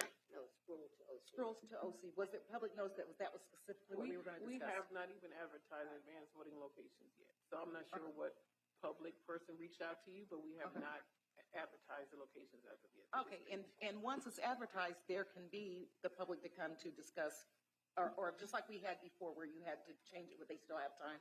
Well, no. The public does not choose. No, I know the advanced- public doesn't Right, choose it, right. but remember we had pressure last time as to, and we did decide to change. What I'm saying, you've heard nothing. Yes, is what you're I've heard saying. nothing because we have yet to post it on our website. Okay. We have not posted anything. We're going to post it today once Okay. there's approval. We did reach out to the cities in advance and let them know what locations we did have. And just to let you know that the cities have an option. If they do want, let's say, for instance, Johns Creek wants to have 2 locations. They can pay the cost to add Oaks Library. So all the cities were advised that we were going to do the 17 locations. If they want to add additional locations, they have ample time to do that. We gave them a memo with a timeline to say if you want to add Okay. additional locations, they can pay for the cost. Okay. Ms. Adams? So I wish I would have paid more attention to the conversation because I hadn't heard of it and didn't know it was even being considered. Somehow they did, but maybe that's from reaching out to the governments, the city locations. But they were very adamant that it cuts off the people on the other side of 400. And so I am concerned about doing this. And, you know, the point was made to me that we've already agreed to the Sproul Oaks Library. And, you know, so we voted on that. They heard that we were considering this. I don't know how they heard we were considering this. I hadn't heard it. And they didn't think it was fair that they would have to pay for what we've already agreed to is to have a location at Sproul Oaks. So are you saying that the city told you this? Because the city would be the one with the cost, not the voter. So the city told you they did not want to pay for the site. Is that what you're saying? Some representatives from the city and some constituents. It's really weird. I've had several people reach out to me. I ran into a couple of people, and then all of a sudden people are calling me about this issue, and I wish I would have taken down more notes, but that's what I remember, is they don't feel like they should, you know, that the city should have to pay for another location after we've already agreed to it. It's the board's decision. All I can say is just our recommendation. That's what I was going to say. So, you need to turn your mic on. If we're talking about 400, let's look at all the people that are on the other side of 400. You know, I don't know who has an issue with Old Alabama. With OC, because you can get to OC off of Jones Bridge, so everybody has access to OC. Whereas Old Alabama, Sproul, you don't. Like I said, unless you're going up and down Old Alabama, there's no reason to go up and down Alabama. It's not a highly traveled location, whereas OC is at a major intersection, lots of commercial applications around it. So I'm guess I'm confused. I mean, it'd be very convenient for me because I just live down the street from it, but I'm thinking all of Johns Creek. Madam Chair, may I add? Last week, the clerk from, I can barely hear you. last week, the clerk from the city of Johns Creek reached out to me regarding voter turnout for early voting, and I provided that information to her. Also, the agenda is always on the website, maybe a week in advance, even if it changes. So that may be why there's a conversation about it. She did not provide me with any input on what they wanted to do with the information, but they did ask what was the turnout from OC Library versus Northeast Rural. So, and it's always higher at OC. Oh, yeah. Okay, tremendously higher. But a couple of years, Northeast Rural was closed due to renovation, so as well. So just to add that. All right. Is there a motion with regard to changing the location? I make a motion to move the location in Johns Creek from Northeast Sproul Oaks Library to OC, I forget the entire name, to OC Library. Robert Gary. All those in favor say aye. Aye. Chair votes aye. All those opposed? It passes to move it to OC Library. The next item on the agenda is approval of the intergovernmental agreement. Madam Chair, I'm sorry, just for clarity, we were approving all the locations or just that one? The review of the bench. No, you Okay, approved all right, okay. We had already I'm approved. sorry. Yeah, we had already approved them at a prior meeting. Okay. Don't get me mixed up. Okay. Approval of the intergovernmental agreement with the City of Palmetto. Director Williams. Yeah, so we reached out to all cities to see if any of them had any questions or contests they wanted to place on the June ballot. Only the City of Palmetto has a contest they are going to place on the ballot. Therefore, we need to approve the IGA to do the City of Palmetto's election for that contest. Thank you. Is there any discussion from the board? Can I get a motion with regard to approving the intergovernmental agreement for the City of Palmetto? Move approval. All those in favor say aye. Aye. Chair votes aye. It is unanimous. Now, Motion what to about a adjourn. motion to adjourn? Can I get a motion? I repeat it. Motion to adjourn. Second. All those in favor say aye. Aye. Chair votes aye. It is unanimous. That's the first We time I are got a adjourned. unanimous second.